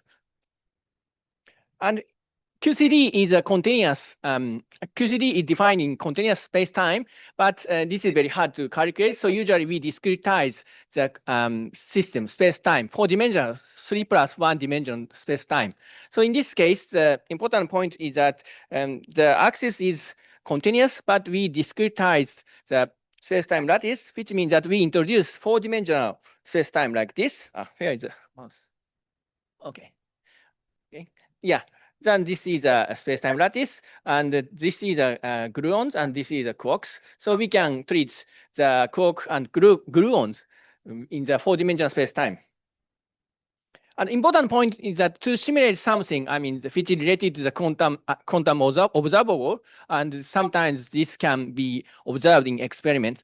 And important point is that we have to integrate something. And this integral is very high dimensional integral. So usually this is over 1,000 dimensions. So we have to use the Monte Carlo integrations. And I'd like to show the procedure of the QCD. There are 3 steps. First step is we gather configurations because this is Monte Carlo simulation. So we have to obtain the configurations of Monte Carlo. But to obtain one configuration, we have to solve the large sparse linear inversion problem many times because we have to, we have to use the molecular dynamics to move some gluons and quarks. But to consider the quarks and gluons, we have to solve the Dirac equations, so which is large dimensional linear equations. And to obtain, and after obtaining the configuration, we do the measurement. So in this case, we usually use the supercomputers. And also of course, in the first step, we have to use the supercomputers.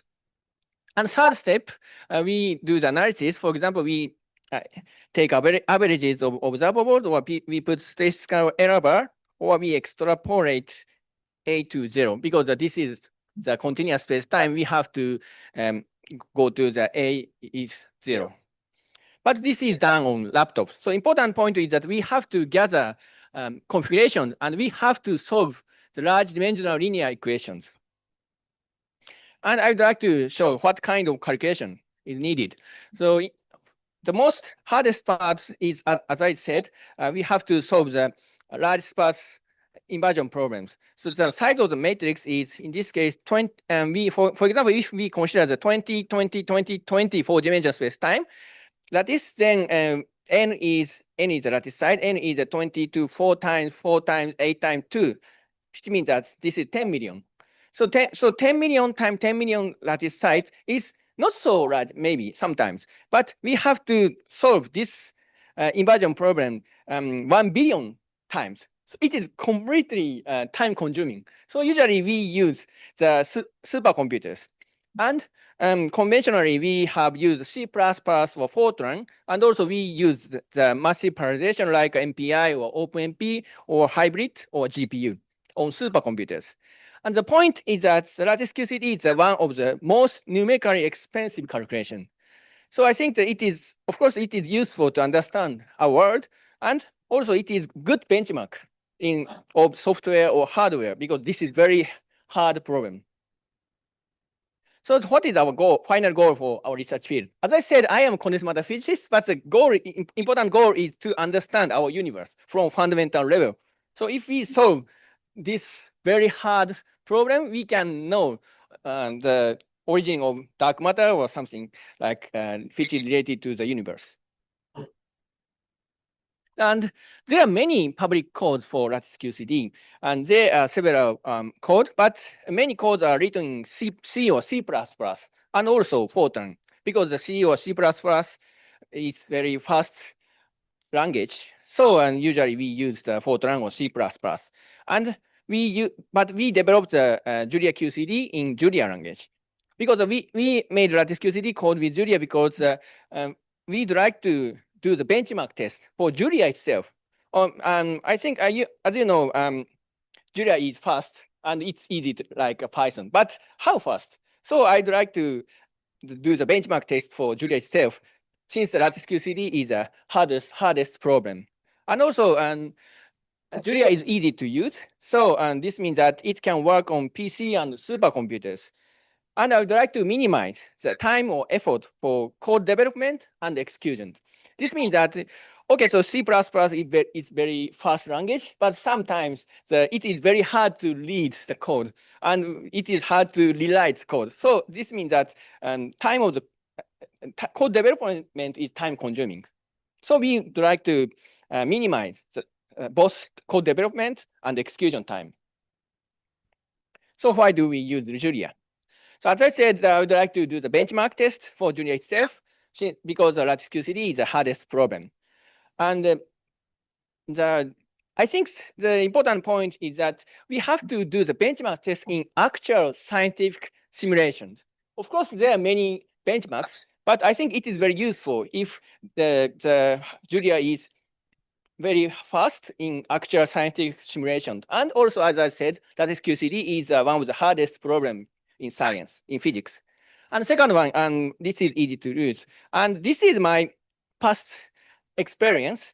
So for example, as I said, I am a condensed matter physicist, so I tried to study the high energy physics with use of the public code.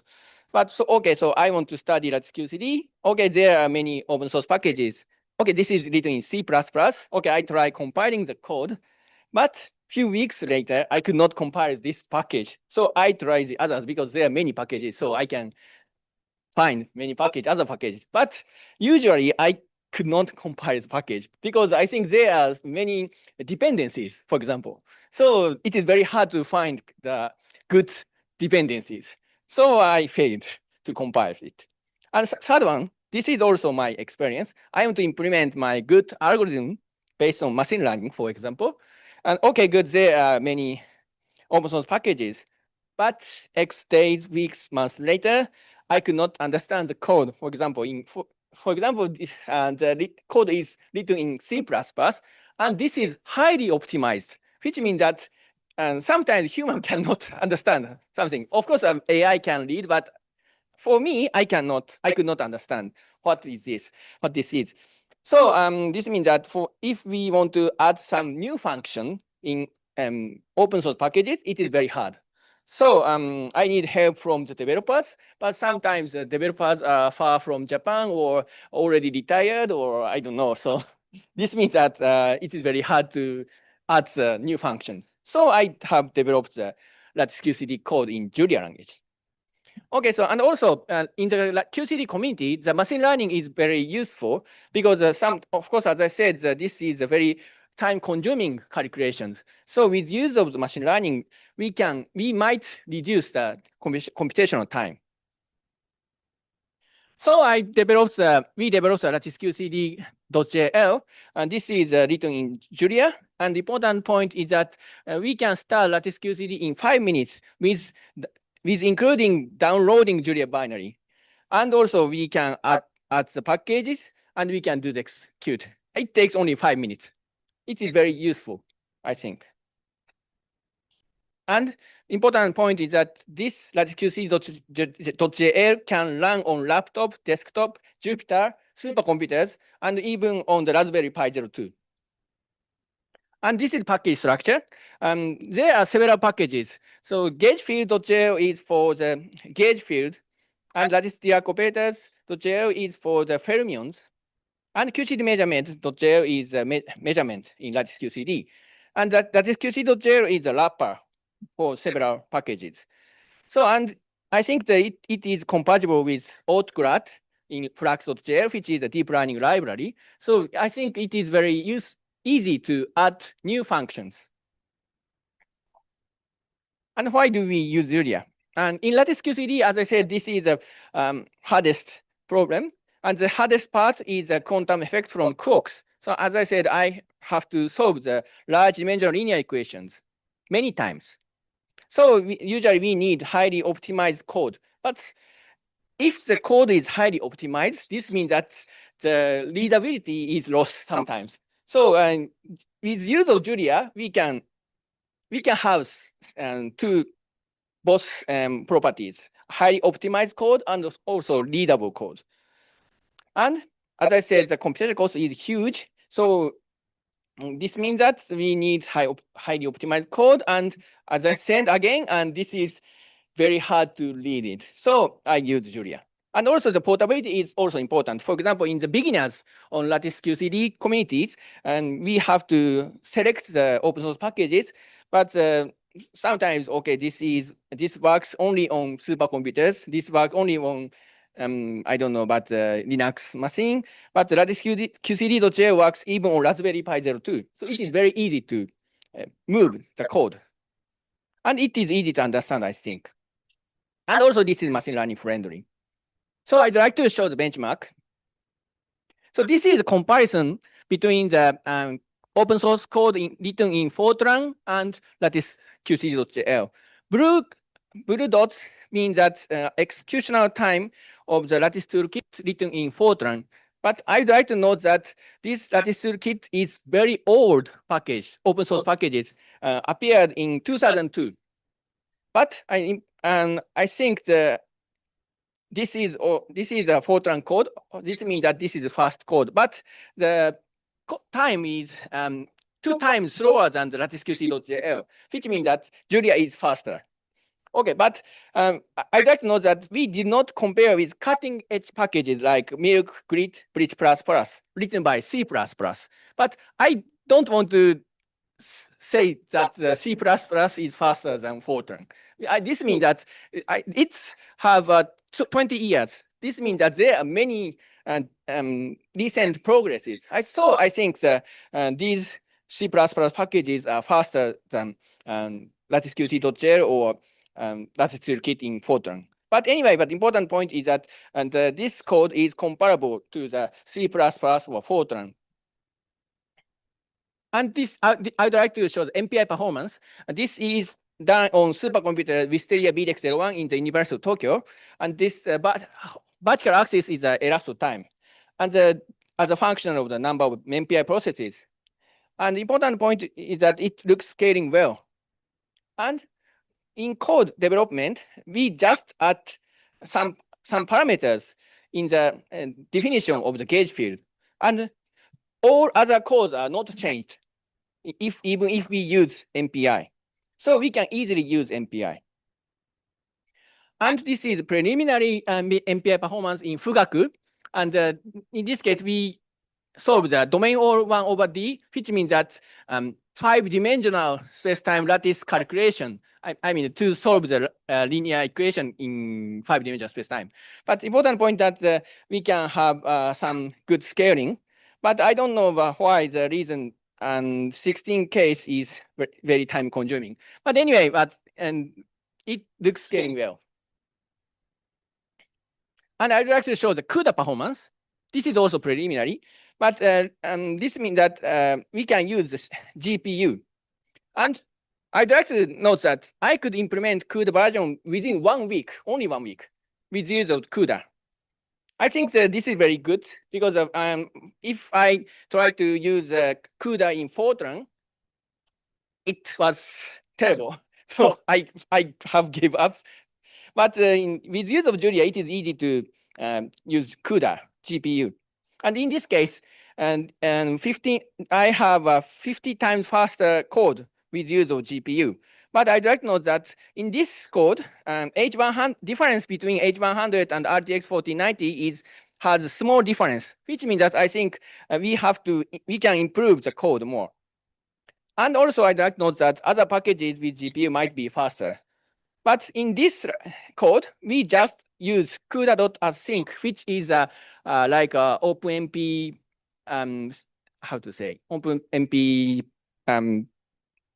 actually, I forgot the name, but and I just use the CUDA.async in front of the loop. Then we can have the 50 times faster code.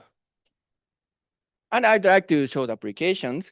By developers means I and Dr. Tomiya have submitted several papers. And Dr. Tomiya said that final paper, it took 1 day for coding, and it took only 1.5 months for submitting this paper. So this means that with the use of JuliaQCD, we could add new idea about machine learning techniques for others. And as I said, JuliaQCD is very easy to understand, so we can easily add new functions. So there are several papers by others. So I think one can easily try to new idea in LatticeQCD. And I'd like to note that JuliaQCD was used in summer school for LatticeQCD for beginners. And finally, I'd like to show the acceleration with JACC.jl. So what should we do next? So it is very hard to rewrite the code every time when a new architecture appears. So for example, should we move to GPUs, or do we have to write code only for NVIDIA, or we have to consider an AMD GPU? For example, the Sirius in Tsukuba University have the AMD GPU. So do I have to write the AMD code, or? But there are many choices, of course, but it is possible, but it's time consuming for me, I think. So I mean that maintaining hardware development code is very difficult. If we have open source code, we have to maintain the code, which means that if we have a new architecture, we have to we have to develop the new code, but it is very difficult. So now we choose the JACC.jl. And I think that Terence-san introduced this, so I would like to skip this. But important point is that it looks like Cocos. So we want to achieve hardware-independent coding like Cocos with use of JACC.jl. And I think this is also same slide, so I'd like to skip. But important point is that we can use the same code on different GPUs, NVIDIA, Intel, AMD GPUs. And this is the benchmark result. This is preliminary. We use the JACC.jl for domain wall fermions, which is defined on 5-dimensional lattice. And I think there is no public GPU code. So I think this is the past GPU code for domain wall fermions. And the important point is that the computation is bottlenecked by GPU memory access, I think, because this is average GPU time. So as a function of the total lattice size means that size of the matrix. And there are 3 lines, and RTX 4090, H100, and RX 7800 XT, which is a commercial, I think, the gaming GPU. And there are several differences, but I think this is explained by the memory bandwidth, which this means that we have to consider about the bottleneck about related to the GPU memory access. So we want to improve it more. But important point is that the left side, there is a comparison between CPU and GPU. So we can clearly see that there is a 100 times speed up. And with use of JACC.jl, I have a good code, which means that if we use CUDA.jl, which is a basic code with using CUDA in Julia, But I think the JACC.jl is faster. I think this means that there are only two functions, parallel for and parallel reduce. So it is very simple. So we don't have to consider the internal structure of GPUs. So I just I just write the kernel of calculations. Then I put this function to the parallel for or parallel reduce as an input. Then JACC.jl do everything about GPU hardware. Then we can have good results.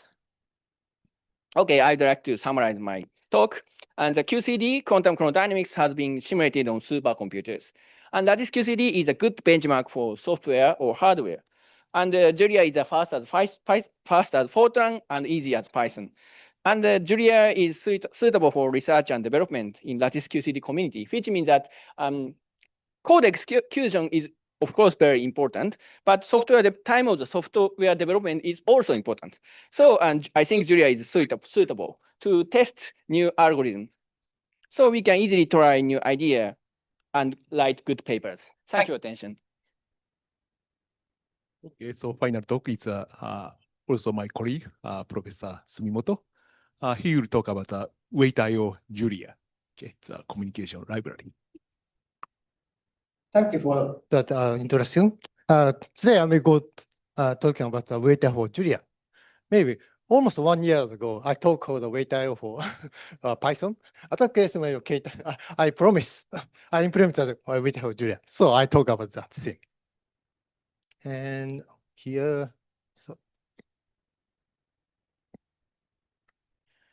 so here's the overall talk my talk. So it's not possible to only WaitIO Julia for 25 minutes. So I talk about some introduction with WaitIO development for 15 minutes and then go to multiple language support for design for WaitIO, including some of Python and Julia. And then I talk some performance results on the communication library. So as you know, we are going to heterogeneous and dynamic computer systems. For example, there are some Moore's law is ended. There are several GPU and special hardware, and also a quantum and some neuromorphic hardware is coming. So in that sense, some special hardware is some of the places discovery computing is also progressing, and also in the software case, and there are some quantum the cloud like some systems ongoing. So we need to think about what is the right hardware and software. So my policy is there's some word, the right person in the right place for human. So how about the supercomputing? So the right combination is the hardware software for the right problem to solve. That is a basic policy of WaitIO.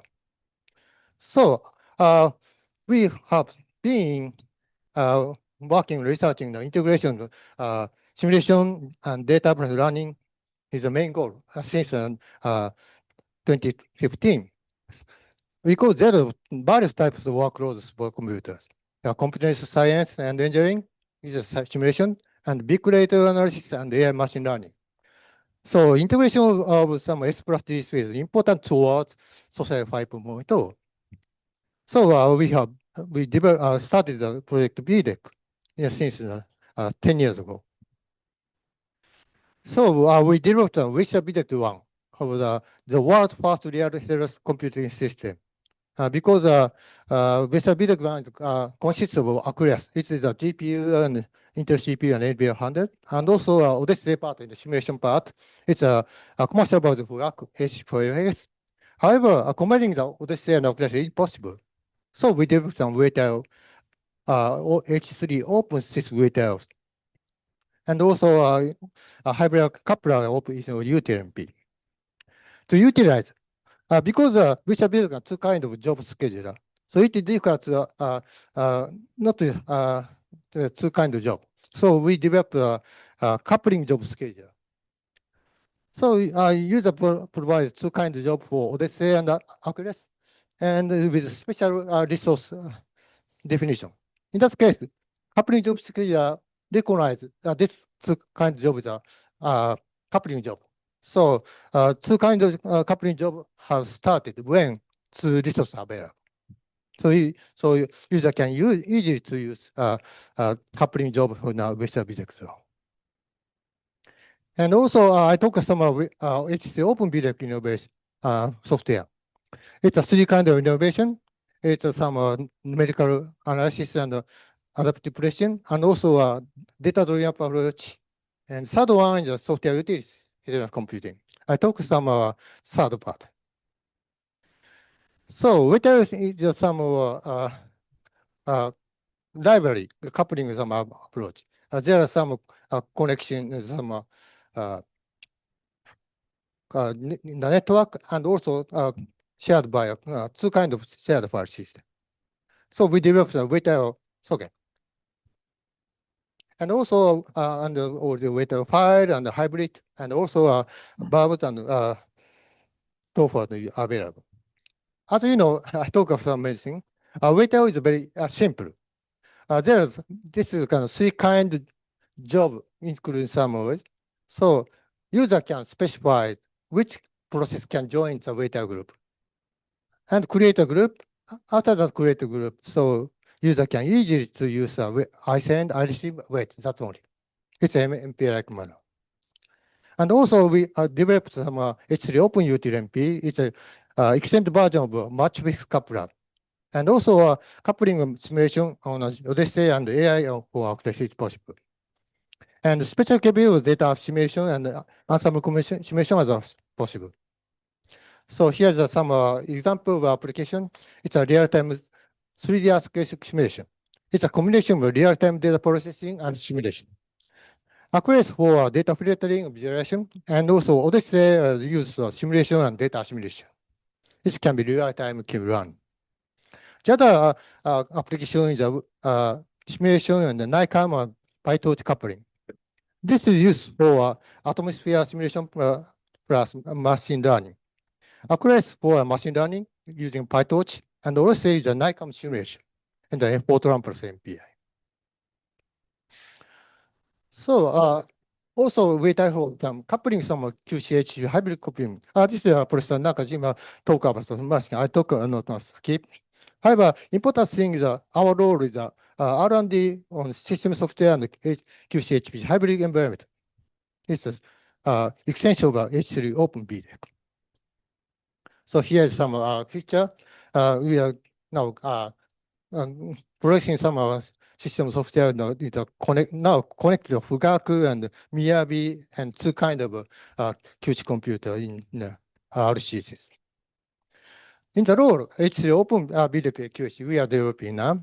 It's a system software smooth implementing of QCHP hybrid environment. And we plan to develop a QH scheduler, a corporate scheduler, and also WaitIO router. It's a special couple communication and data transfer between QC and HP online on a real time. And I took some WaitIO router. So, WaitIO developing for center-wide communication. Using a WaitIO router, in the center, hyperpath communication using RDMA and zero-copy routing. So we develop WaitIO verbs and TOEFL, and also WaitIO router for zero-copy routing. And also, among centers, we are now developing and converting a single stream to multiple stream. For the performance, so multiple RDMA and using a Rocky and socket streaming can be effective. And also, it's kind of center-wide, it needs security. So it's a combination of the encryption and the Scrum packets, and also compression for the performance. So here's a basic strategy of WaitIO router. WaitIO edge client here is a computation node. So there's a combination group. This is a parallel group for each MP application, and there's a edge router. It is, for example, F1000 is a TOEFL network. In that case, one job is TOEFL, and there's a group in the 15, maybe GIO has a gateway, and two jobs are coupling with communicate to using a gateway GIO through the GIO using InfiniBand. So I will talk some evaluation of weighted router with a big one.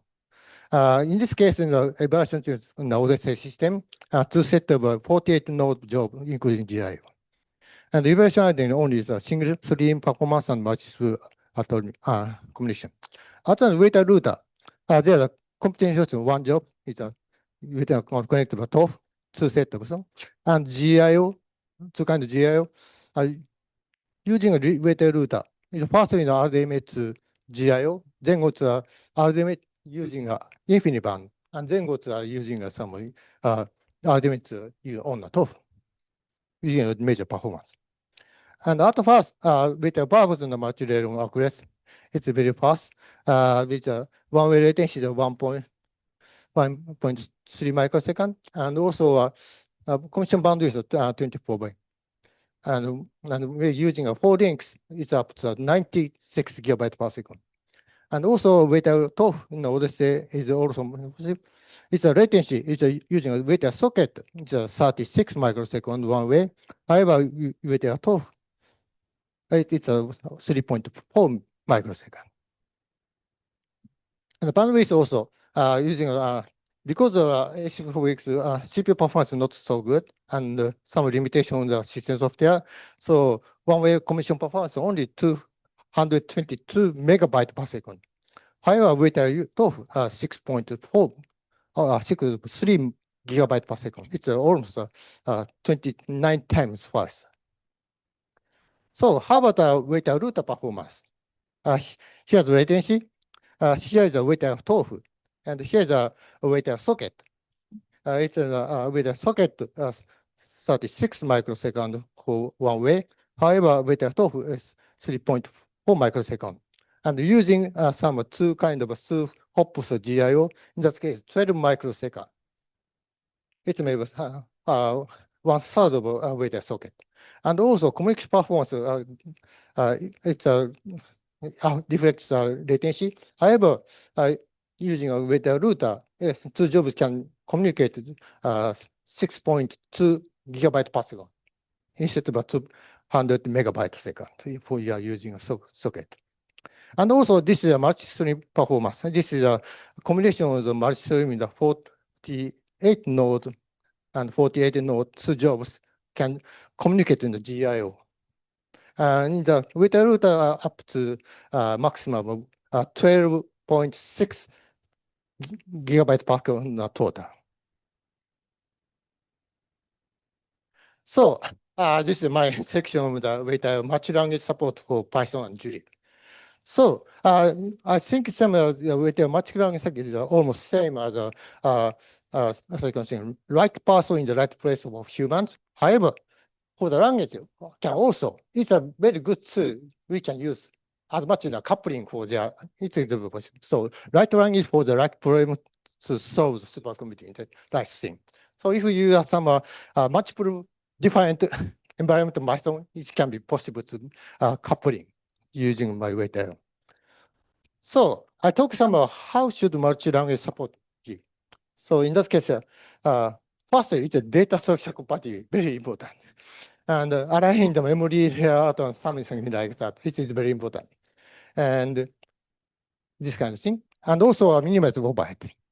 Avoid copying HPC and M2 pointer sharing and some zero view where as possible. And also avoid automatic types. It will be overhead. And also type safety and error handling also important. So, but this is it depends on user can want what kind of purpose for the user use. So I made some investing some support was sharing data between C, Fortran, and Python and Julia language. And here's the result with help of Copilot. So maybe I some research for the high speed and HPC use. It's based on the C structure, it's very nice. For the Python, C structure and C types, and for Julia, C structure and C call.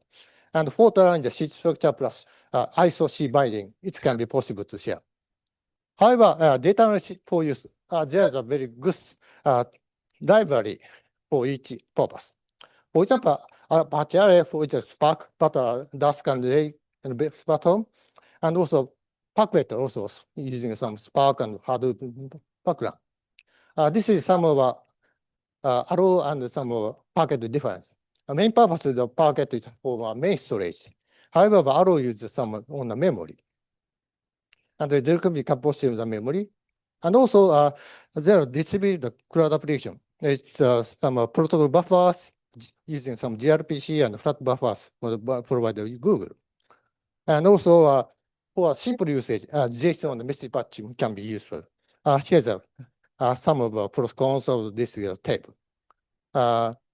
Certification is some message packs and some protocol buffers is good, but JSON text thing isn't good. And also flat buffer is good. And schema support is a protocol buffers and flat buffers. And the readability is maybe JSON is very high, but the other thing is binary is not so good. And also JLP only support flat buffers, and no essential would only some flat buffers because deciding some converting some object, some of data to can be needs to transfer some object. So it can be some overhead. So WaitIO multiple support is focusing on high-speed HPCs. So we use some Python and C++ and C types, and for Julia, C structure and C code. So Fortran and C structure and ISO binding. For example, some structure define the C language, the type different structure and the index and double value.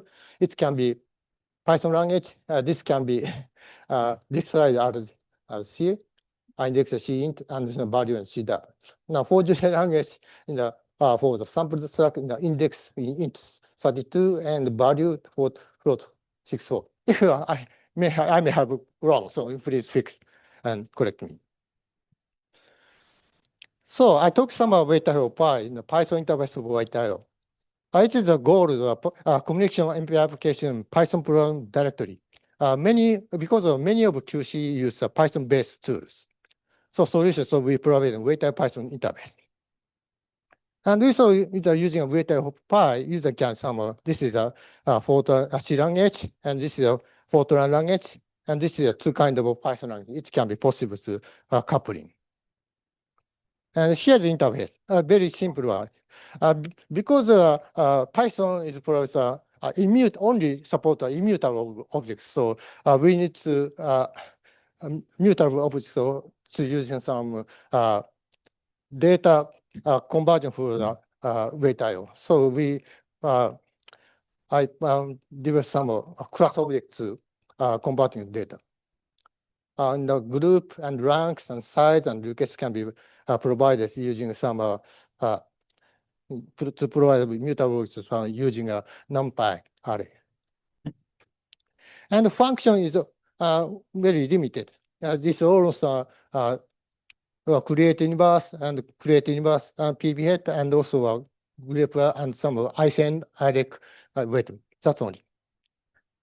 So to provide this with API, so user can coupling some Fortran API and Python API and also Python with QC tool can be possible.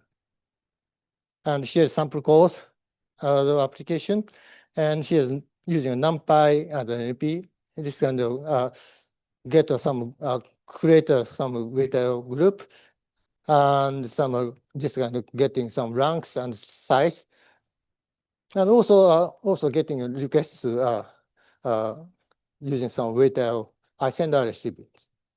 And it's a simple code. It's for the my rank is 0. It's against I send, wait, and I receive and wait. Which the other thing is the wait 1. It's the number is my rank is 1. Maybe receive and wait. That's only. And here's some here's the result of ping pong. This is two kind of JavaScript defines some embedded variable. It's ranks in Python and WaitIO test by the other thing is two kind of programs. It can be possible to ping pong. And also single language is also possible, and you coupling with some Python and C computing also run. And this is a WaitIO Julia. It's almost same conversion with the WaitIO Python. However, Julia is very good thing. Julia can define a mutable object, also an immutable object. So we use some mutable for communication with WaitIO. Use a commission buffer. In that case, we are vector into 64 now. And here's some ping-pong sample. And it's easy to write a comprehensive performance with WaitIO. I'll talk about later. It's all same. This request send is WaitIO send, and also WaitIO.I receive, this kind of thing. And I took some performance results from the ping-pong. And WaitIO Julia achieve comprehensive performance for WaitIO socket. Because maybe here is a WaitIO Python. It's a one-way latency is maybe 14 microseconds. However, WaitIO Julia is very, very fast. Because before running some code, Julia the pre-compiled and run. So it's the first time we have to wait several seconds. After that, it's very fast. And maybe second time is fast. But a little period, maybe decompile. I don't know the case, but Julia is a pre-compiled run. It's very fast. So the difference is almost same. It's almost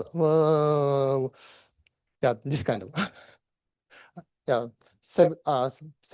maybe and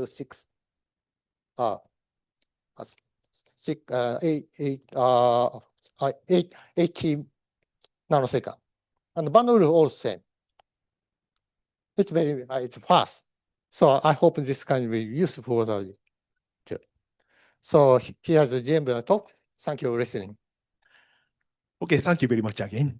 Thank you very much. Okay, so this is the end of the 58th ASE seminar. So thank you very much for joining. And so I'd like to thank all the speakers and also very nice discussions. So we have no specific plan for the next one, 59th, but so hopefully we have some visitors from outside. And so yeah, we'll announce later if we have a chance. So thank you very much again.